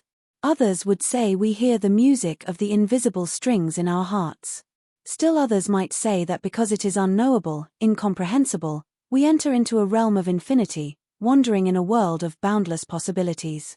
Whatever we call it, it is our own experience. This is precisely the state of mind I am in now, as I lean against my ebony desk, lost in thought. I am not consciously thinking about anything. Or rather, I am not consciously seeing anything. Since there is nothing moving on the stage of my consciousness with any particular color or form, I cannot say that I have become one with any particular thing. And yet I am moving. I am not moving in the world, nor am I moving outside the world. I am simply moving. I am not moving like a flower, nor am I moving like a bird, nor am I moving in relation to another human being. I am simply moving in ecstasy. If I were forced to explain it, I would say that my heart is moving with spring. All the colors of spring, the winds of spring, the things of spring, the sounds of spring, have been gathered, solidified, refined into an elixir, dissolved in the magical waters of Mount Penglai, and vaporized by the sun of the peach blossom spring, seeping imperceptibly into my pores, saturating my heart without my conscious awareness. Ordinary assimilation involves stimulation. It is the stimulation that causes pleasure. My assimilation, however, being unclear, involves no stimulation whatsoever. And because there is no stimulation, there is a profound, indescribable joy. It is different from the superficial, noisy pleasure of being tossed about by the wind, creating ripples on the surface of the water. It can be likened to the vast, deep ocean, moving imperceptibly from continent to continent. It simply lacks that degree of vitality. But therein lies its happiness. The expression of great vitality is always accompanied by the fear that this vitality will eventually be exhausted. But there is no such fear in a state of tranquility. My heart, in its present state, is not only free from the anxiety of whether my intense energy will be dissipated, but has also transcended the ordinary world of good and bad, right and wrong. Tranquil here simply means difficult to grasp, and does not imply weakness. The poet's words, peaceful, serene, perhaps best capture this state of mind. That I wondered what a painting of this state of mind would look like. But it wouldn't be an ordinary painting. What we commonly call a painting is simply a representation, on silk or canvas, of the people and landscapes before our eyes, either as they are, or filtered through our aesthetic sensibilities.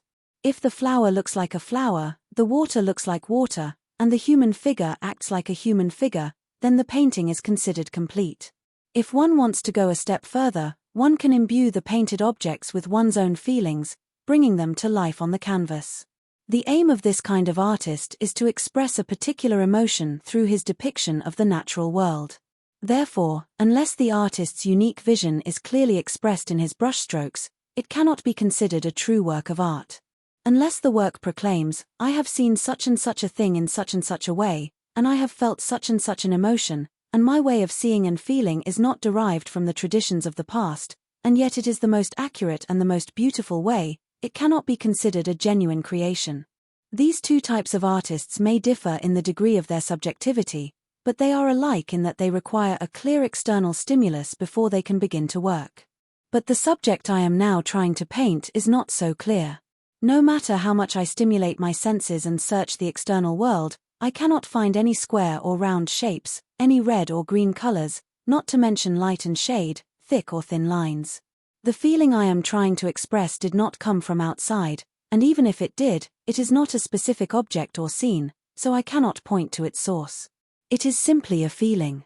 How can I express this feeling in a painting, or rather, how can I evoke this feeling through concrete imagery? That is the question. An ordinary painting can be created as long as there is an object to paint, even if there is no feeling. The second type of painting can be created if there is both an object and a feeling. But the third type consists only of a feeling, so in order to paint it, one must choose an appropriate object. But finding this object is not easy. And even if one finds it, it is not easy to give it form. And even if one gives it form, it may be completely different from anything that exists in the natural world. Therefore, ordinary people may not consider it a painting at all. Even the artist himself does not consider it a reproduction of a part of the natural world. He is simply trying to convey a particular feeling, to give a certain life to an otherwise lifeless mood. I don't know if any artist has ever fully succeeded in this difficult task. If I were to name a few who have come close, I would mention Wen Tong's bamboo paintings, Unkoku Togen's landscapes, Ike No Tiger's landscapes, and Yosa Busen's figures. As for Western painters, most of them focus on the concrete world and do not concern themselves with the evocative power of suggestion, so I don't know how many of them are capable of conveying a sense of transcendental beauty through their brushstrokes. Unfortunately, the evocative quality that Soseki, Busen, and others strove to depict is too simple, too lacking in variation. Though my skill is far inferior to these masters, the feeling I am now trying to paint is somewhat more complex. And because it is more complex, it does not easily fit into a single painting. I stopped leaning on my chin and folded my arms on the desk, and thought, but I still couldn't come up with anything. I needed colors, shapes, lines, something that would allow me to recognize my own feelings, to say, "Ah, there they are." I needed something that would allow me to feel, as if I had been searching for my lost child throughout the 66 provinces of Japan, sleeping and waking, never forgetting for a moment, and then suddenly encountered him at a crossroads, and in a flash of recognition, before I even had time to think, exclaimed, "There you are."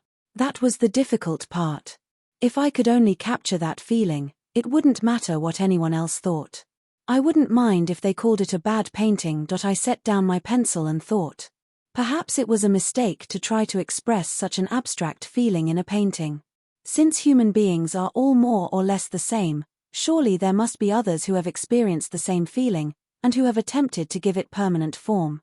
If so, what methods have they used? The word music suddenly flashed into my mind. Yes, music must have been born from such a need, the natural expression of such a feeling. It was the first time I had realized that music is something to be listened to, something to be learned. Unfortunately, I knew nothing about it. Next I wondered if it could be expressed in poetry. Lessing, I seem to recall, argued that the essence of poetry lies in the depiction of events that unfold over time, and that poetry and painting are distinct art forms. But if this is true, then the feeling I am trying to express cannot be captured in poetry either. My feeling of joy may exist in time, but it does not consist of a series of events unfolding sequentially. I am not joyful because one thing disappears and another appears, or because two things disappear and a third is born. I am joyful because of a certain quality that is present from the beginning, a quality that pervades everything. Since this quality pervades everything, even if I translate it into ordinary language, it will not necessarily require a chronological arrangement of events. Like painting, it can be expressed spatially. The problem is what kind of imagery to use in order to convey this boundless, unsupported state of mind. Once I find the right imagery, I can succeed as a poet, even without following Lessing's theory. I don't care about Homer or Virgil. If poetry is capable of expressing a certain mood, then this mood can be expressed through spatial imagery, without relying on the sequential unfolding of events in time. Theories are irrelevant. I've forgotten most of what I read in Laocoon, and if I were to study it again, I might only become confused. In any case, since I couldn't paint it, I decided to try to write a poem. I pressed my pencil to the sketchbook and rocked back and forth. For a while, I just wanted to make the tip of the pencil move, but I couldn't seem to get it started. It was like trying to recall the name of a friend, a name that is on the tip of your tongue, but refuses to come out. And then, the moment you give up, the name sinks back into the depths of your mind. When making kuzuyu, at first the arrowroot is thin and watery, and the chopsticks slip through it without resistance. But if you are patient, it gradually thickens, and the chopsticks become harder to move. If you continue to stir, it becomes almost impossible to stir. Finally, the kuzuyu clings to the chopsticks, as if begging to be eaten. Writing poetry is like that. The unresponsive pencil gradually began to move, and after 20 or 30 minutes, I had written 6 lines. Second and third months of youth. Sorrow follows the fragrant grass as it grows, idle flowers fall in the empty garden. A simple lute lies across the empty hall. The hanging scroll does not move, incense smoke curls around the bamboo rafters. Reading them over, I realized that they all sounded like descriptions of paintings. I thought I should have painted them instead. I wondered why it had been easier to write them as a poem. Now that I had gotten this far, the rest should come easily. But I wanted to try to express in verse the feeling I had been unable to paint. I thought about it for a while, and finally wrote. Sitting alone, not a word is spoken. In my heart, a faint light is recognized. The world of men is full of trouble. Who can forget this place? Understanding one day of quiet is knowing 100 years of busy. Where can I send my distant thoughts? Far away. I dream of the White Cloud Village. Reading it over again from the beginning, it sounded somewhat interesting, but it didn't quite capture the divine realm I had just entered. I decided to try writing another one, and was holding my pencil, staring blankly at the entrance, when a beautiful shadow flickered across the 3-foot-wide opening of the sliding doors. I turned my eyes toward the entrance, just as the beautiful something was disappearing behind the sliding doors. And it seemed to have been moving before I even looked up. In a flash, it was gone. I abandoned my poem and watched the entrance. Less than a minute later, the shadow reappeared from the opposite direction, moving in reverse. A tall, slender woman in a long-sleeved kimono was walking silently along the veranda of the second floor across the courtyard. I involuntarily dropped my pencil and held my breath. The cloudy spring sky was gradually descending from the heavens, as if about to burst into rain, and the elegant figure in the long-sleeved kimono, walking gracefully back and forth along the railing in the twilight, appeared and disappeared, appeared and disappeared. In the heavy air, 6 ken away, across the courtyard, the woman didn't speak, and didn't even glance my way. She walked so silently that I couldn't even hear the rustle of her kimono hem against the veranda. The patterned hem of her kimono, brightly colored from the waist down, was too far away for me to make out the design. But the way the plain fabric and the pattern blended together, blurred like the boundary between day and night, was pleasing to the eye. And indeed, the woman was walking along the boundary between day and night, that I didn't know how many times she intended to walk back and forth along the veranda in that long kimono. I didn't know how long she had been performing this strange ritual. And of course, I didn't know her purpose. But the sight of her, repeating this strange action with such composure, such serenity, such regularity, appearing and disappearing at the entrance, filled me with a strange emotion. If it was an expression of the sorrow of spring's passing, why was she so unconcerned? And if she was so unconcerned, why was she dressed in such finery? The colors of spring's twilight, lingering at the threshold of darkness, momentarily adorned the scene with an illusion of beauty, and through this hazy light, I could see that the sash of her kimono was apparently made of gold brocade. The brilliant fabric, as she walked back and forth, was gradually enveloped in the deepening twilight, disappearing into the darkness, into the distance, minute by minute.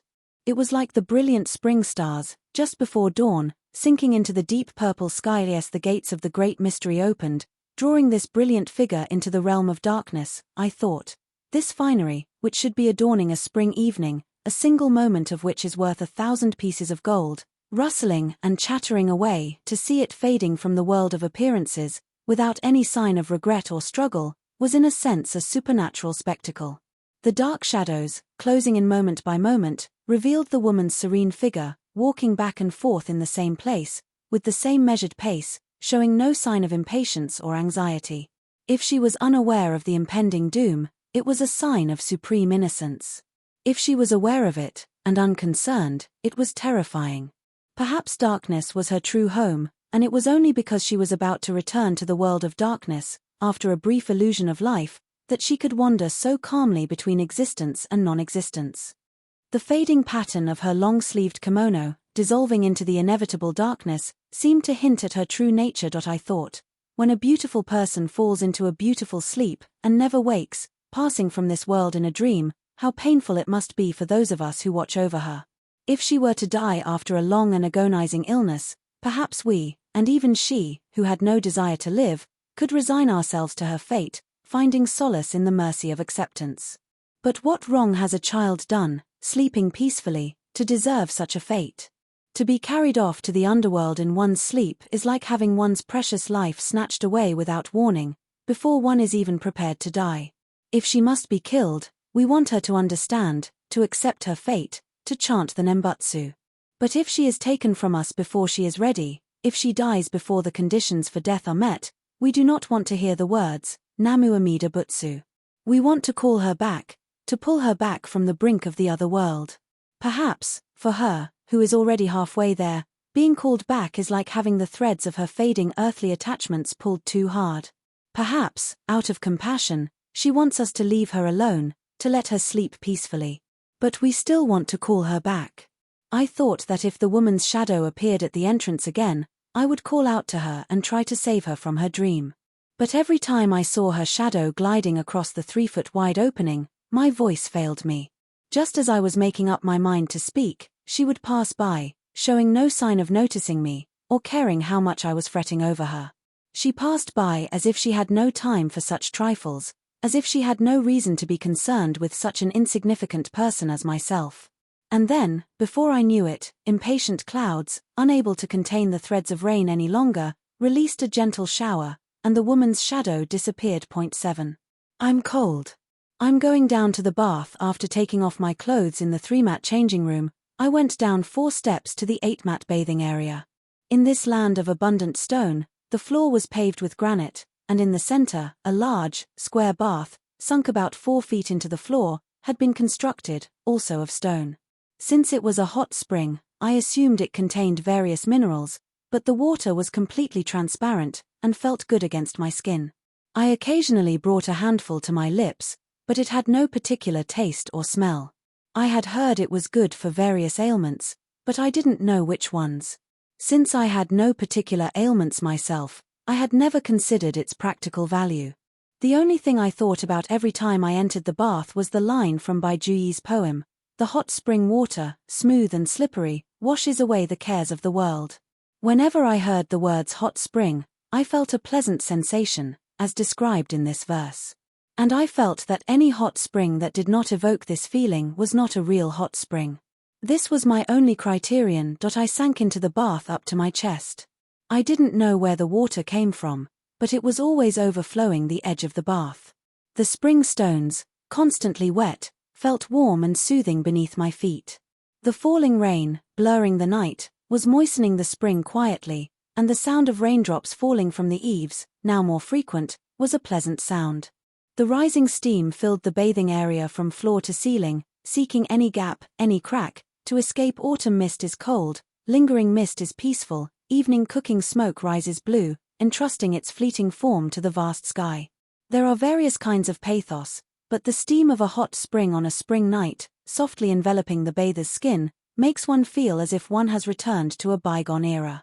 It is not so thick that it obscures everything, but neither is it so thin that one can easily see through it, like a single layer of silk, to the world below.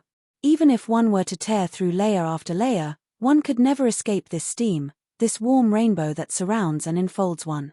We speak of being drunk on sake, but I have never heard of anyone being drunk on steam. If such a word exists, it would surely not apply to mist, and would be too strong for haze. It is only when we add the words spring night to this steam that it becomes appropriate. I rested my head on the edge of the bath and let my light body float in the clear water, offering no resistance. My soul, like a jellyfish, floated gently. If only the world could be like this. Unlock the shackles of reason, release the grip of attachment. Let everything go, and become one with the hot spring. Nothing lives more easily than that which flows. If one's soul could only flow like this, it would be more blessed than becoming a disciple of Christ. Thinking along these lines, I realized that a drowned corpse is a thing of beauty. I seem to recall a poem by Swinburne in which a woman happily drowns herself. Millet's Ophelia, seen in this light, also becomes more beautiful. I had always wondered why she chose such an unpleasant way to die, but now I realize that it is indeed a paintable subject. To float on the water, or to sink beneath it, or to rise and fall with the waves, moving effortlessly, is aesthetically pleasing. If one were to add various flowers and plants along the banks, and create a harmonious blend of the color of the water, the color of the drowned woman's face, and the color of her clothes, it would surely make a fine painting. But if the expression on the drowned woman's face is too peaceful, it becomes almost mythical, allegorical. Convulsive agony, of course, would be too much, but a completely indifferent expression would fail to convey any human emotion. What kind of expression would be best? Millet's Ophelia may be successful, but I doubt his feelings are the same as mine. Millet is Millet, and I am I. I want to paint a beautiful drowned corpse, according to my own aesthetic sensibilities. But it won't be easy to find the right expression. As I was floating in the bath, I began to compose a eulogy for a drowned person. If it rains, you will get wet. If it frosts, you will be cold. Beneath the earth, it will be dark. If you float, you will be on the waves. If you sink, you will be at the bottom of the waves. In the spring water, there will be no suffering. As I was reciting these lines softly to myself, floating aimlessly, I heard the sound of a shamisen being played somewhere. I would be embarrassed to admit it, being an artist, but my knowledge of this instrument is quite limited, and whether the second string is raised or the third string is lowered has little effect on my ear. But to hear the distant sound of a shamisen, on a quiet spring night, with the rain adding to the mood, floating in a hot spring in a remote mountain village, my soul adrift in the warm water, was extremely pleasant. Since it was far away, I couldn't tell what song was being played or sung. And that somehow added to the charm. Judging from the calmness of the tone, it sounded like a jutta piece played on a thick-necked shamisen, the kind favored by blind musicians in Kyoto. When I was a child, there was a sake shop called Yorazwaya in front of our house, and there worked a young woman called Okura-san. Every afternoon, on quiet spring days, Okura-san would practice her nagota singing.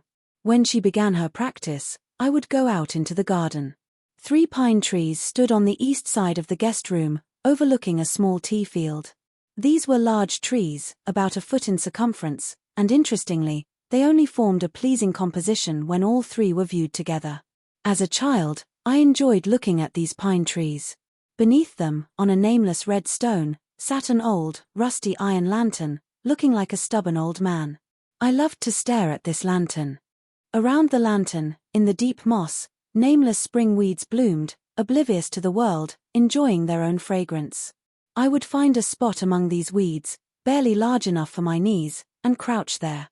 It was my habit at the time to sit beneath these 3 pine trees, gazing at the lantern, smelling the fragrance of the weeds, and listening to the distant sound of Okura-san's nagota singing. Okura-san must be well past the age of wearing red tegra gloves, and is probably showing a rather matronly face at the counter now. I wonder if she gets along with her husband. Do the swallows still return every year, busily carrying mud in their beaks? I can't imagine swallows without the smell of sake. I wonder if those 3 pine trees are still there, forming their pleasing composition. The iron lantern has probably been removed by now. Do the spring weeds remember the boy who used to crouch among them?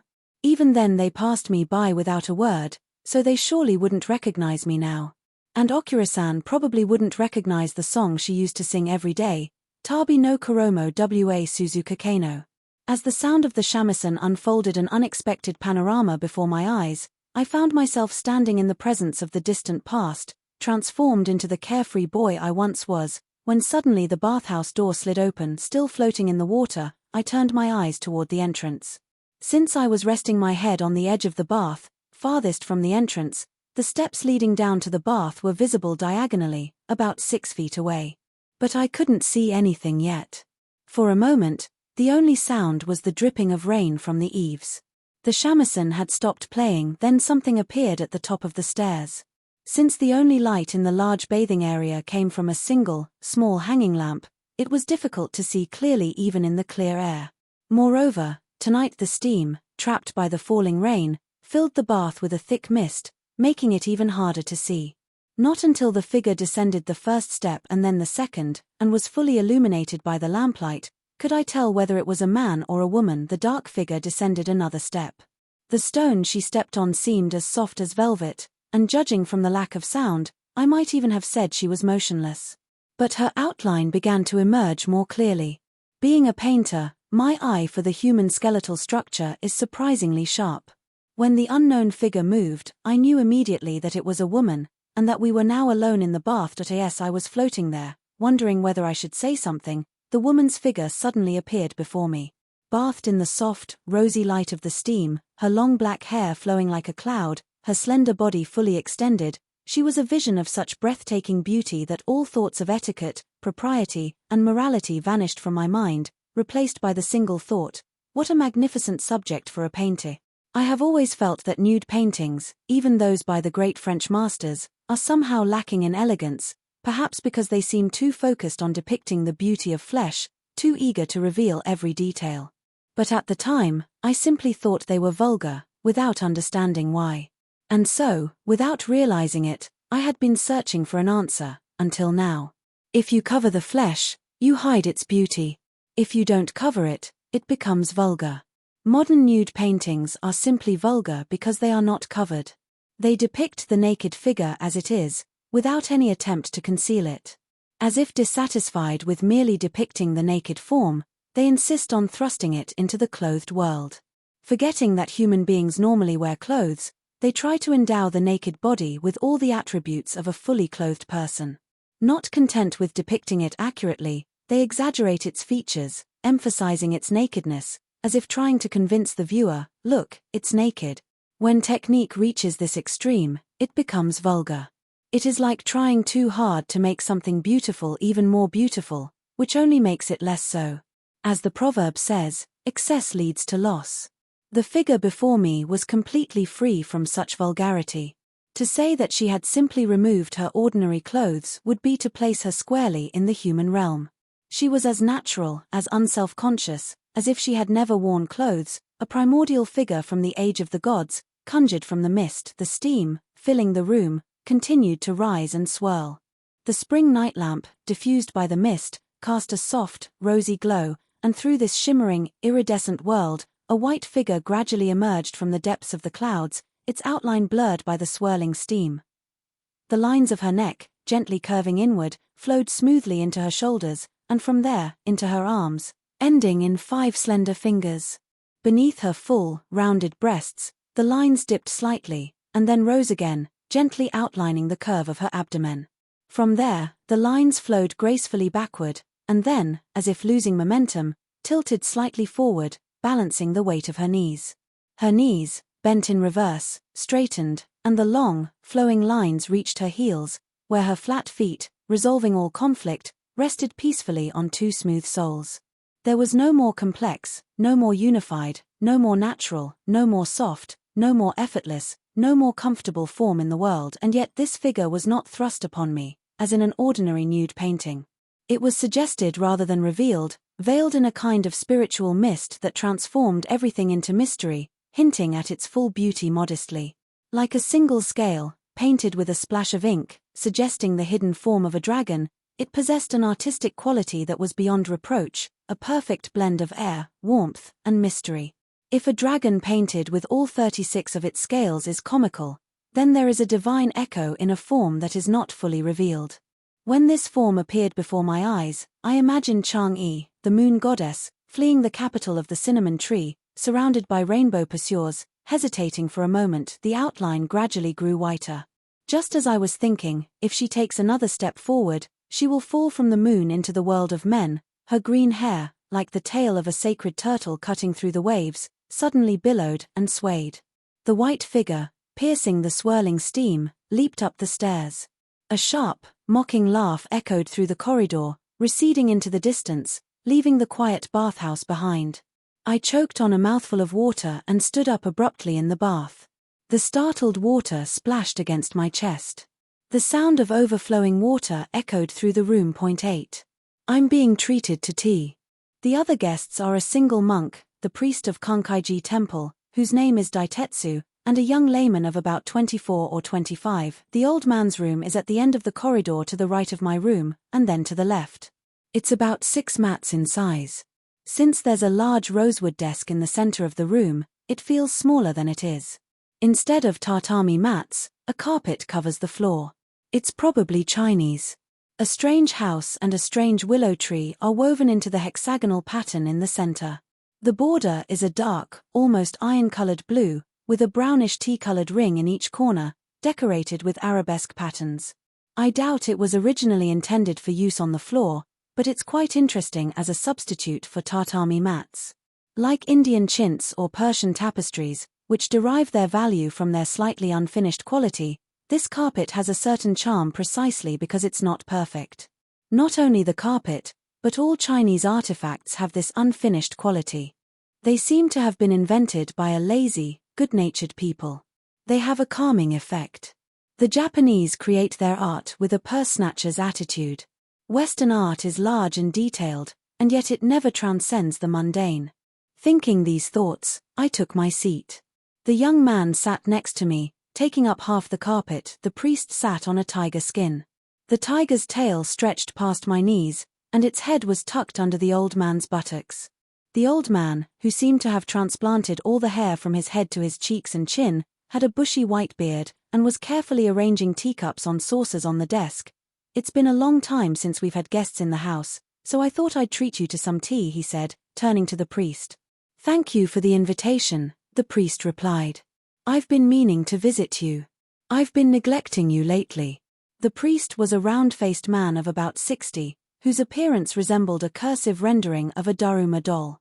He seemed to be on familiar terms with the old man. Is this the guest? He asked. The old man nodded as he carefully poured a few drops of amber-colored tea, with a greenish tint, into each teacup. A delicate fragrance tickled my nose. You must be lonely, all alone in a remote place like this, the priest said to me. Ara, I replied non-committally. To say I was lonely would be a lie. To say I wasn't would require a lengthy explanation. Nonsense, priest, the old man said. This gentleman is here to paint. He must be very busy. Oh, is that so? That's wonderful. Southern school, I presume? No, I replied.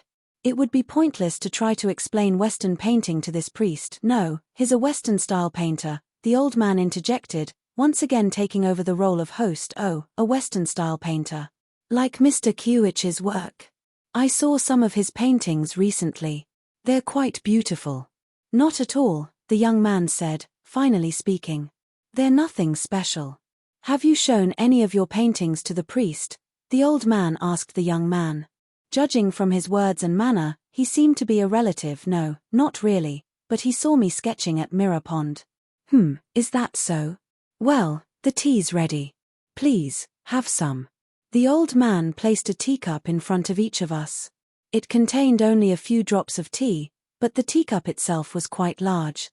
A strange design, something between a painting and a pattern, perhaps the beginnings of a demon mask, in dark red and pale yellow, was painted on the pale, flesh-colored surface. It's mokube, the old man explained simply. It's interesting, I replied, equally simply.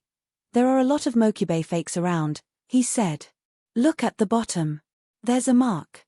I picked up the teacup and held it up to the light from the sliding doors. The shadows of potted orchids were cast warmly on the paper screens. Tilting my head, I peered at the bottom and saw a small character for moku. I didn't think the mark was particularly important for appreciating the teacup, but connoisseurs apparently set great store by it. I brought the teacup to my lips without setting it down. To savor the thick, sweet, perfectly brewed tea, one drop at a time, on the tip of one's tongue, is a refined pleasure for a man of leisure.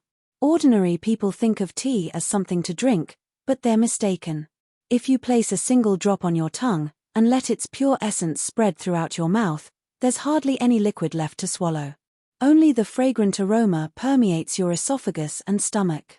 To use your teeth is vulgar. Water is too light. Gyokuro tea is too thick, exceeding the limits of ordinary tea, and tiring to the jaw. It is a fine beverage. If you have trouble sleeping, I recommend you drink tea. Before I knew it, the old man had brought out a celadon sweet dish. The craftsman who had carved this large piece of jade so thinly and so regularly must have been extraordinarily skilled. Holding it up to the light, I saw that the spring sunlight seemed to be trapped inside, unable to escape. It was best left empty since our guest admired the celadon bowl, the old man said. I thought I'd show you some more. Which celadon bowl? Oh, the sweet dish. I like that one too. By the way, do Western-style painters paint sliding doors? If you do, I'd like to commission one. I wouldn't mind painting one, but I wasn't sure it would suit the priest's taste. It would be a waste of effort if he were to say, after all my hard work, that Western-style painting was no good. Sliding doors aren't really suitable for Western-style painting, I said, aren't they? Perhaps it would be too flashy, like Mr. Kiuich's paintings. Mine are no good, the young man said, modestly. They're just doodles. Where is this pond you mentioned? I asked the young man, just to be sure. It's in a secluded valley just behind Kankaiji Temple. I used to sketch there when I was in school, just to pass the time. Kankaiji Temple, you say? Kankaiji Temple is where I live. It's a beautiful place. You can see the ocean from there. Why don't you come and visit sometime? It's only 5 or 6 cho from here. See those stone steps from the corridor? May I visit you sometime? Of course, anytime. The young mistress often visits me. Speaking of the young mistress, I don't see Onami-san today. I wonder where she is, old man. She went out somewhere. Didn't she go to your place, Kiuichi? No, I haven't seen her. Perhaps she went for another walk by herself. Ha ha ha ha. Onami-san is quite a walker. The other day, I was on my way to Tunami on temple business, and I saw someone near Sugatami Bridge who looked just like her. Her kimono hem was tucked up, and she was wearing straw sandals. Where are you going, priest? She asked. Hurry up. Where are you going? I was startled. Where are you going dressed like that? I asked, and she said, I'm on my way back from gathering watercress. Would you like some, priest? And she suddenly thrust a handful of muddy watercress into my hand. Ha ha ha ha ha. Really, the old man said with a wry smile. He suddenly stood up. Actually, I wanted to show you this. He changed the subject back to antiques. He reverently removed an old brocade bag from the rosewood bookcase. It seemed quite heavy, priest, he said. Have you seen this before? What is it? An inkstone. What kind of inkstone? It belonged to Rai Sanyo. No, I haven't seen it. It has a replacement lid made by Shunsui. I haven't seen that either. Let me see. The old man carefully untied the brocade bag, and the corner of a dark red, square stone became visible. What a beautiful color. Is it Duan? It's Duan, and it has 9 eyes. 9? The priest seemed impressed, and this is the replacement lid made by Shunsui. The old man showed him the thin lid, covered with silk. A 7-character quatrain was written on it in the calligraphy of Shunsui. I see. Shurensui's calligraphy is good, but Kyohei's is better. You think Kyohei is better? Sanyo's is the worst. He's too much of a showman. Too vulgar. Ha ha ha ha. You dislike Sanyo, priest, so I changed the hanging scroll today. You did. The priest looked around. The alcove was spotless, like a polished mirror, and a 2-foot-tall magnolia branch was arranged in a patinated bronze vase. The hanging scroll was a large calligraphic work by Ogyu Sarai, mounted on a dark, lustrous brocade. Though it wasn't silk, it had a certain age, and regardless of the quality of the calligraphy, the color of the paper harmonized well with the surrounding brocade. The brocade itself, when it was new, probably wasn't as beautiful.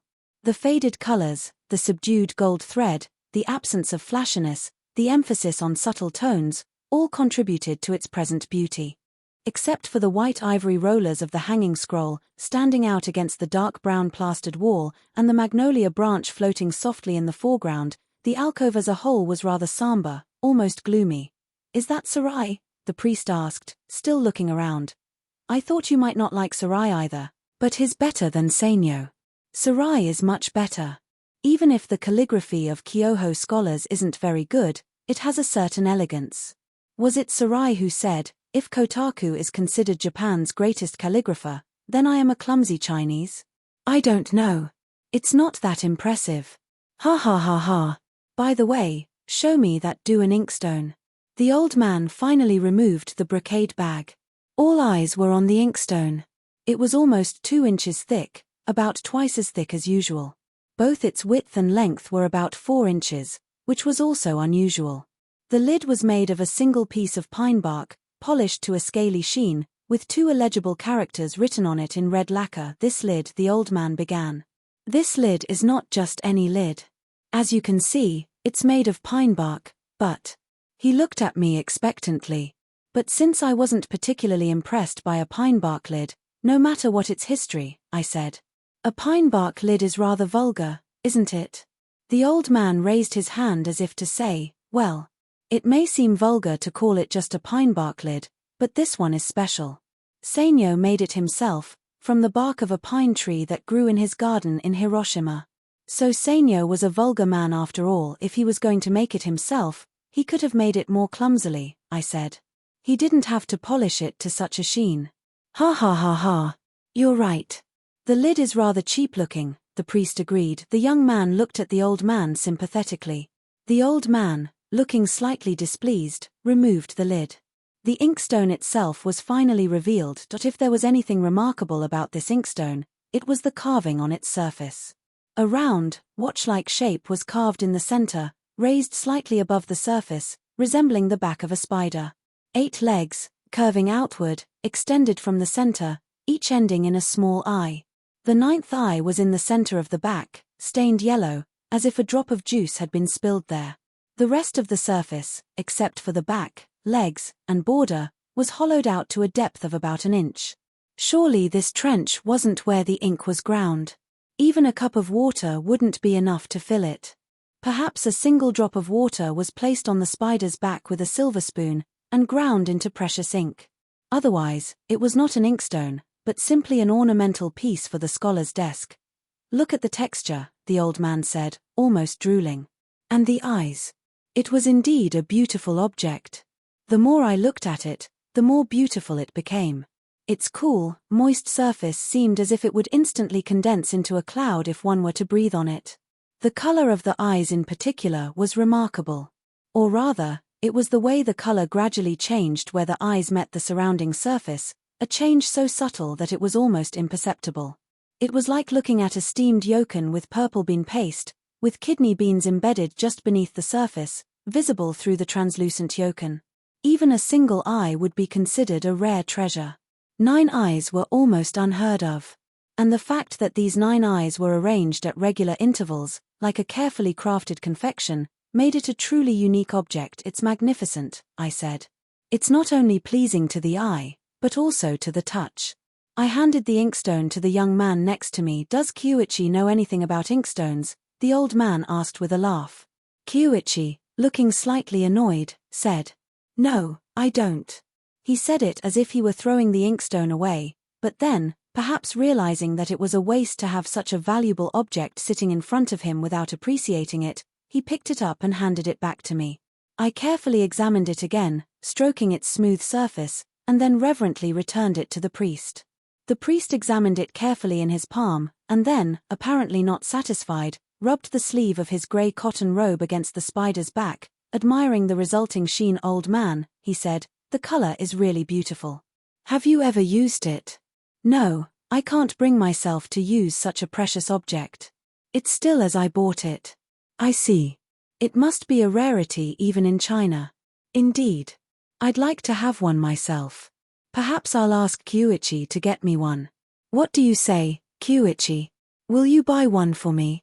Ha ha ha ha. I'll probably die before I find one.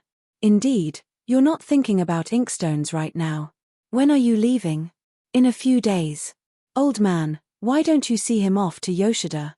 Ordinarily, I'm too old to travel, but since I may not see him again, I was planning to see him off. You don't have to see me off, uncle. So the young man was the old man's nephew. They did resemble each other somewhat. No, I insist. It's an easy trip by boat. Isn't it, old man? Yes, the mountain path is rough, but the boat trip is a pleasant detour. The young man didn't refuse this time. He simply remained silent. Are you going to China? I asked him. Yes. This single word wasn't very informative, but I didn't feel the need to press him further. I looked at the sliding doors and saw that the shadows of the orchids had shifted slightly. You see, the old man said, explaining on his nephew's behalf, he was a volunteer in the recent war, and so he's been drafted. So this young man, sitting next to me, a painter who found no value in life other than dreaming and creating, was about to be sent to the distant, dark, and terrifying north. Perhaps some of the blood that would stain the fields of Manchuria would flow from his arteries. Perhaps it would rise from the tip of his sword as smoke. And yet, he sat next to me, a painter who found no value in life other than dreaming. If I listened closely, I could almost hear the beating of his heart. And in that beating, perhaps, the roar of the tide, sweeping across the vast plains, was already echoing. Fate had brought us together for this brief moment, and said nothing more. 9. Are you studying? The woman asked. I had returned to my room and was reading one of the books I had tied to my tripod. Come in. Don't mind me. The woman entered without hesitation. Her beautiful neck emerged from her slightly faded underkimono. When she sat down in front of me, the contrast between her neck and the faded collar was the first thing I noticed. Is that a Western book? She asked. It must be difficult to understand. Not really. Then what does it say? Well, to be honest, I don't really understand it myself. Ho ho ho. And you're studying it? I'm not studying it. I'm just opening it at random and reading whatever happens to catch my eye. And you find that interesting? Yes, I do. Why? Because novels are more interesting that way. You're a strange man. Yes, I'm a bit strange. Why is it bad to read from the beginning? If you have to read from the beginning, then you have to read to the end. That's a strange theory. Why is it bad to read to the end? It's not necessarily bad. If you want to know the plot, I read that way too. If you don't read for the plot, what do you read for? Is there anything else to read besides the plot? I thought, she's a woman after all. I decided to test her a bit. Do you like novels? Me, she repeated, and then, I suppose so. She didn't sound very enthusiastic. You don't really know whether you like them or not, do you? Whether I read novels or not, she didn't seem to acknowledge the existence of novels. Then it doesn't matter whether you read from the beginning, or from the end, or just open it at random and read whatever you like. You don't have to be so surprised, like you were just now. But you and I are different. How so? I looked into her eyes. This was the moment of truth, I thought, but her eyes didn't waver. Ho ho ho. Don't you see? But surely you read a lot when you were younger. I changed my tactics. I still consider myself young. How rude. The hawk I had released had returned. I couldn't let my guard down. If you can say that to a man's face, you're already old. I had finally managed to regain control of the conversation. You're no spring chicken yourself. Are you still interested in all that lovey-dovey stuff at your age? Yes, I am. It's interesting. It'll be interesting until I die. Oh, is that so? That's why you can be a painter. Exactly. Because I'm a painter, I don't have to read novels from beginning to end. But any part of a novel can be interesting. Talking to you is also interesting. I would like to talk to you every day while I'm here. I might even fall in love with you. That would be even more interesting. But even if I fall in love with you, I don't have to marry you. As long as you think falling in love means you have to get married, you have to read novels from beginning to end. So painters fall in love in a non-human way. Not non-human, non-emotional. I read novels in a non-emotional way too, so I don't care about the plot. It's more interesting to open a novel at random, like drawing a fortune, and just read whatever's there. That sounds interesting. Tell me what you're reading now. I'd like to know what's so interesting. I can't tell you. If I explain a painting, it becomes worthless. Ho ho.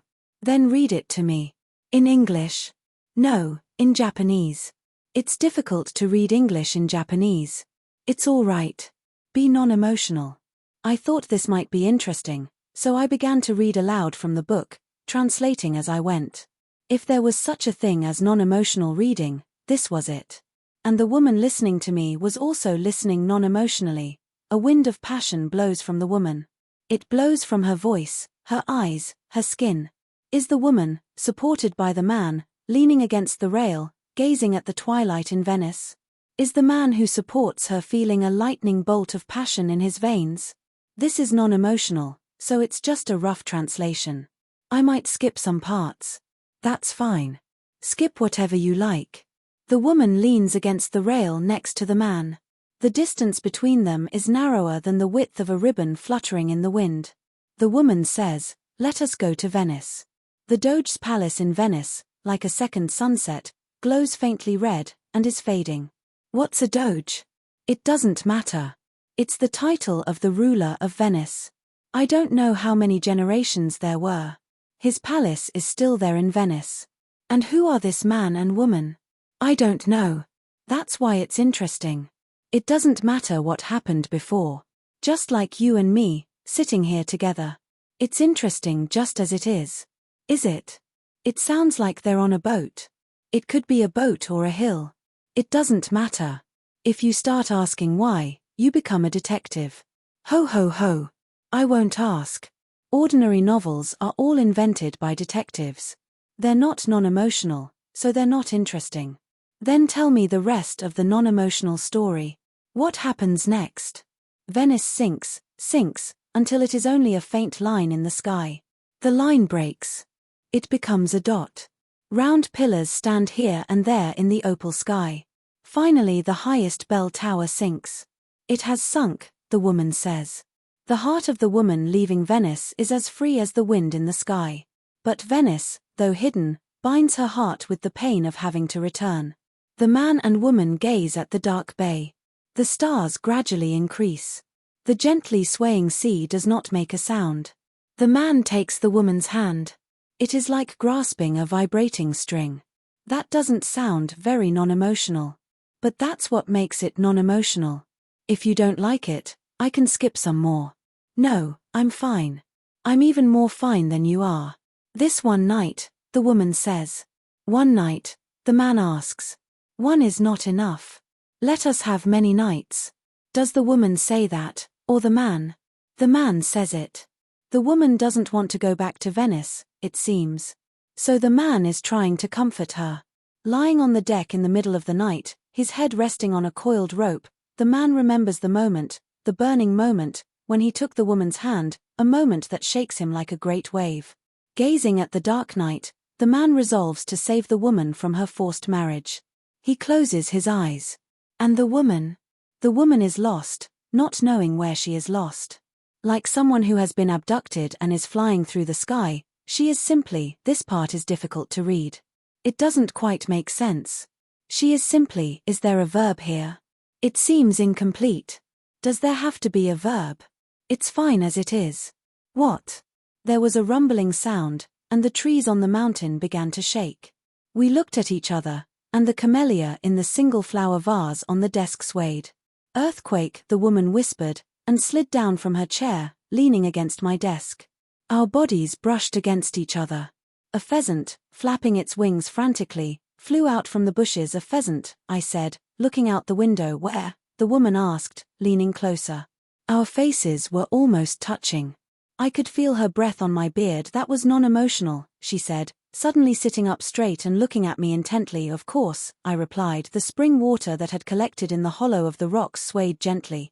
Since the entire body of water was moving in response to the earth's tremors, only its surface formed gentle curves, without any splashing or spilling. If there is such a thing as moving peacefully, this was it. The cherry tree, which had been calmly reflecting its shadow in the water, stretched and contracted, twisted and turned, along with the water.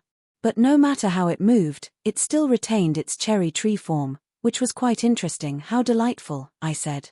Beautiful and ever-changing. This is how things should move.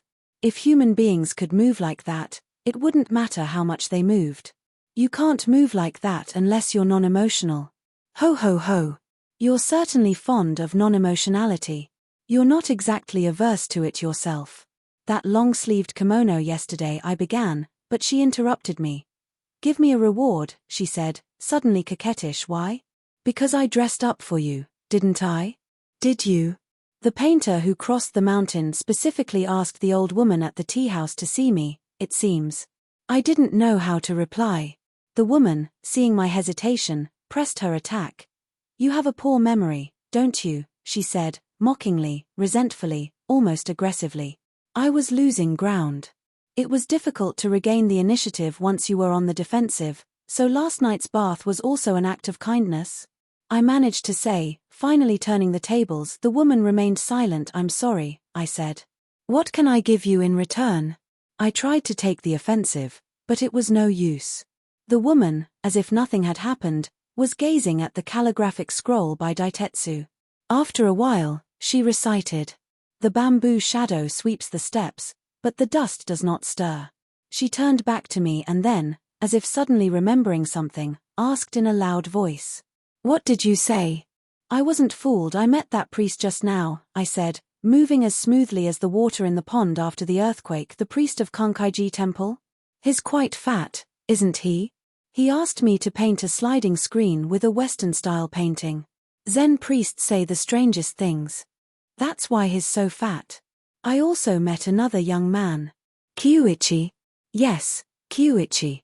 You seem to know him well. I only know Kyuichi. I don't know anyone else. He's not very talkative, is he? He's just shy. He's still young. Young? He's about the same age as you. Ho ho ho. Is he? He's my cousin. He came to say goodbye. He's going off to war. Is he staying here? No, he's staying at my brother's house. So he came all the way here just for tea. He prefers plain hot water to tea. My father insisted on inviting him. He's probably bored to death. If I had been here, I would have sent him home. Where were you? The priest asked if you had gone for another walk by yourself. I was walking around Mirror Pond. I want to go to Mirror Pond too. Then go. Is it a good place to paint? It's a good place to drown yourself. I'm not planning to drown myself just yet. I might drown myself soon. This was such a bold statement for a woman that I looked up in surprise. The woman seemed quite serious. If I drown myself, she said. Paint a picture of me floating in the water. Not struggling, but floating peacefully. A beautiful picture. What? Surprised. Surprised. Surprised. The woman stood up abruptly. As she reached the entrance, 3 steps away, she turned and smiled at me. I remained speechless for a long time. I have come to Mirror Pond. Descending into the valley from the path behind Kankaiji Temple, through the cedar trees, before reaching the opposite mountain, the path forks, and naturally forms a loop around Mirror Pond. Bare grass grows thickly around the edge of the pond. In some places, it grows so densely on both sides of the path that it's almost impossible to pass without making a sound. Through the trees, I can see glimpses of the pond, but I can't tell where it begins or ends without walking around it. It's smaller than I expected, no more than 3 cho in circumference. It's a very irregular shape, with rocks scattered naturally along the water's edge. The height of the bank, like the shape of the pond, is also irregular, rising and falling unevenly. Mixed trees grow around the pond. I can't count how many there are, hundreds perhaps. Some of them haven't even begun to bud yet.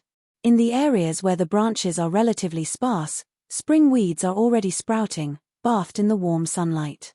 I catch glimpses of pale purple tsubosumaya here and there. Japanese violets seem to be sleeping. The Westerner's phrase, like a fanciful thought from heaven, surely doesn't apply. As I was thinking this, my feet stopped moving. Once my feet stop, I can stay there as long as I like. To be able to do that is to be truly happy. If you try that in Tokyo, you'll be run over by a streetcar. If the streetcar doesn't get you, the police will chase you away. The city mistakes peaceful citizens for beggars, and pays high salaries to detectives, those masters of pickpocketing. I carefully lowered my peaceful buttocks onto the grassy ground. Here I could sit motionless for 5 or 6 days, and no one would complain. That is the beauty of nature. Though it can be ruthless and unforgiving, it never acts out of petty motives, never treats people differently based on their social status. There are many things that do not concern Iwasaki or Mitsui. But only nature is truly indifferent to the authority of emperors and kings, past and present. Nature's virtue transcends the world of dust, establishing an absolute equality. It is far better to cultivate orchids in your garden, and plant orange trees in your fields, and live peacefully among them, than to fret about the petty affairs of the world, and incur the wrath of Timon of Athens. Nature is fair and impartial. If that is so important, wouldn't it be better to execute 1,000 petty thieves a day, and fertilize your flowerbeds with their corpses? My thoughts were going nowhere. There was no point in coming all the way to Mirror Pond to indulge in such commonplace reflections. I took a cigarette from my pocket and struck a match. I felt the friction, but there was no flame. I lit the tip of the cigarette and inhaled. Smoke came out of my nose. So I did light it, I thought. The match, emitting a thin wisp of smoke like a miniature dragon, quickly went out in the grass. I moved closer to the edge of the water. My resting place was so close to the water that if I stretched out my legs, my feet would probably get wet. I looked down at the water. It didn't seem very deep. Long, thin aquatic plants lay submerged at the bottom. I couldn't think of any other word to describe them than dead. Pampas grass on a hill knows how to sway in the wind. Seaweed waits for the waves to caress it. But these aquatic plants, sunk to the bottom of the pond, motionless, seemed to have assumed the posture of something waiting to move, waiting morning and night, day after day, for the moment to arrive, concentrating all their hopes in the tips of their stems, unable to move, unable to die, simply existing. I stood up and picked up 2 stones of a suitable size. Thinking it would be a meritorious deed, I tossed one into the water. 2 bubbles rose to the surface and disappeared. Disappeared, disappeared, I repeated to myself. Looking closely, I saw 3 long strands of hair swaying lazily in the water. The murky water, as if trying to hide them, rose up from the bottom. Namu Amida Butsu. This time I threw the other stone with all my might, aiming for the center of the pond. There was a faint splash. The quiet water didn't even ripple. I had lost interest in throwing stones. Leaving my paintbox and hat, I walked along the edge of the pond to the right. I climbed a small rise, about 6 feet high. A large tree loomed above me, and I suddenly felt cold.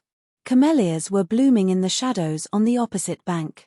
Camellia leaves are such a deep green that they never look cheerful, even in the sunlight. These camellias in particular, growing in a dark corner of the rocky bank, about 6 feet from the edge of the water, were so inconspicuous that I wouldn't even have noticed them if they hadn't been in bloom. And the blossoms. There were so many that it would be impossible to count them all in a single day. But once you noticed them, you couldn't help but want to count them, they were so vivid. But they weren't cheerful. They were like a sudden blaze, startling, and then, somehow, disturbing. No other flower is so deceptive. Whenever I see deep crimson camellias, I always think of a beautiful, dangerous woman. She lures you in with her dark eyes, and before you know it, she's injected her sweet poison into your veins. By the time you realize you've been deceived, it's too late. When I saw the camellias on the opposite bank, I thought, I shouldn't have looked. The color of the blossoms wasn't just red. Beneath their dazzling brilliance, there was a strange, subdued tone. Pear blossoms, drooping in the rain, evoke a feeling of pathos.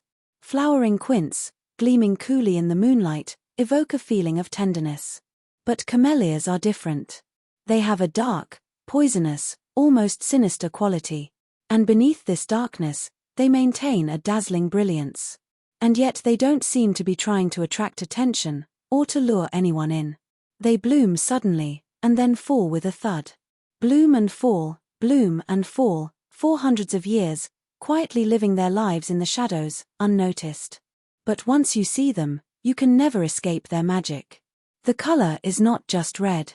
It is a strange, disturbing red, like the blood of an executed prisoner, drawing the eye, evoking a feeling of unease. As I was watching, one of the red blossoms fell into the water. In the stillness of spring, it was the only thing that moved. After a while, another one fell. The blossoms didn't scatter their petals. They fell intact, without any lingering attachment to the branch. But the way they remained intact even after they fell was somehow disturbing. Another one fell. I wondered if they ever sank. Did the tens of thousands of blossoms that fell year after year eventually dissolve in the water, their color seeping out, rotting, turning into mud, and finally sinking to the bottom? Perhaps, after thousands of years, the pond, unnoticed, would be filled with fallen camellia blossoms and return to its original state. Another large blossom, like a blood-stained will-o'-the-wisp, fell into the water. And another. And another. Falling endlessly. I wondered what a painting of a beautiful woman floating in this pond would look like. I returned to my original spot, lit another cigarette, and lost myself in thought. The words Onami-san had spoken jokingly yesterday echoed in my memory.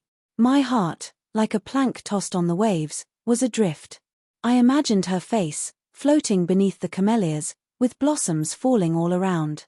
I wanted to capture the feeling of the camellias falling endlessly, the woman floating endlessly in the water, but could it be done in a painting? What about Laocoon? No, Laocoon is irrelevant. It doesn't matter whether I follow the rules or not, as long as I can capture the feeling. But it's not easy to convey a sense of eternity, something beyond the human, without departing from the human form. The face is the problem. Even if I use her face, I can't use that expression. Too much suffering would ruin everything. But too much indifference wouldn't do either. Perhaps I should use a different face. I tried to imagine various faces, but none of them seemed right. Onami-san's face seemed most suitable, but somehow it wasn't quite right.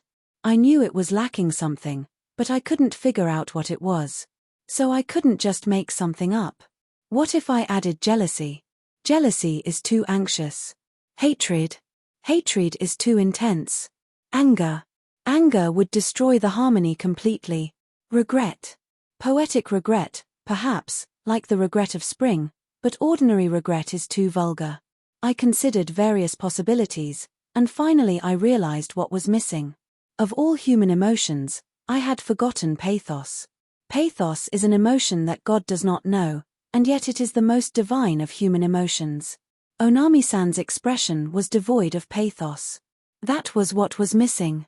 If I could only capture the moment when this emotion flickered across her face, my painting would be complete. But when would I see such a moment? Her usual expression was a mocking smile, or a determined frown. That wouldn't do at all. There was a rustling sound. The image in my mind crumbled. I looked up and saw a man with firewood on his back, wearing short sleeves, coming through the bare grass toward Kankaiji Temple. He must have come down from the neighboring mountain. Nice weather, he said, wiping his brow with a hand towel. As he bent down, the blade of the hatchet tucked into his sash flashed in the sunlight. He was a sturdy-looking man of about 40. I thought I had seen him somewhere before. He spoke to me as if we were old friends. Are you painting, sir?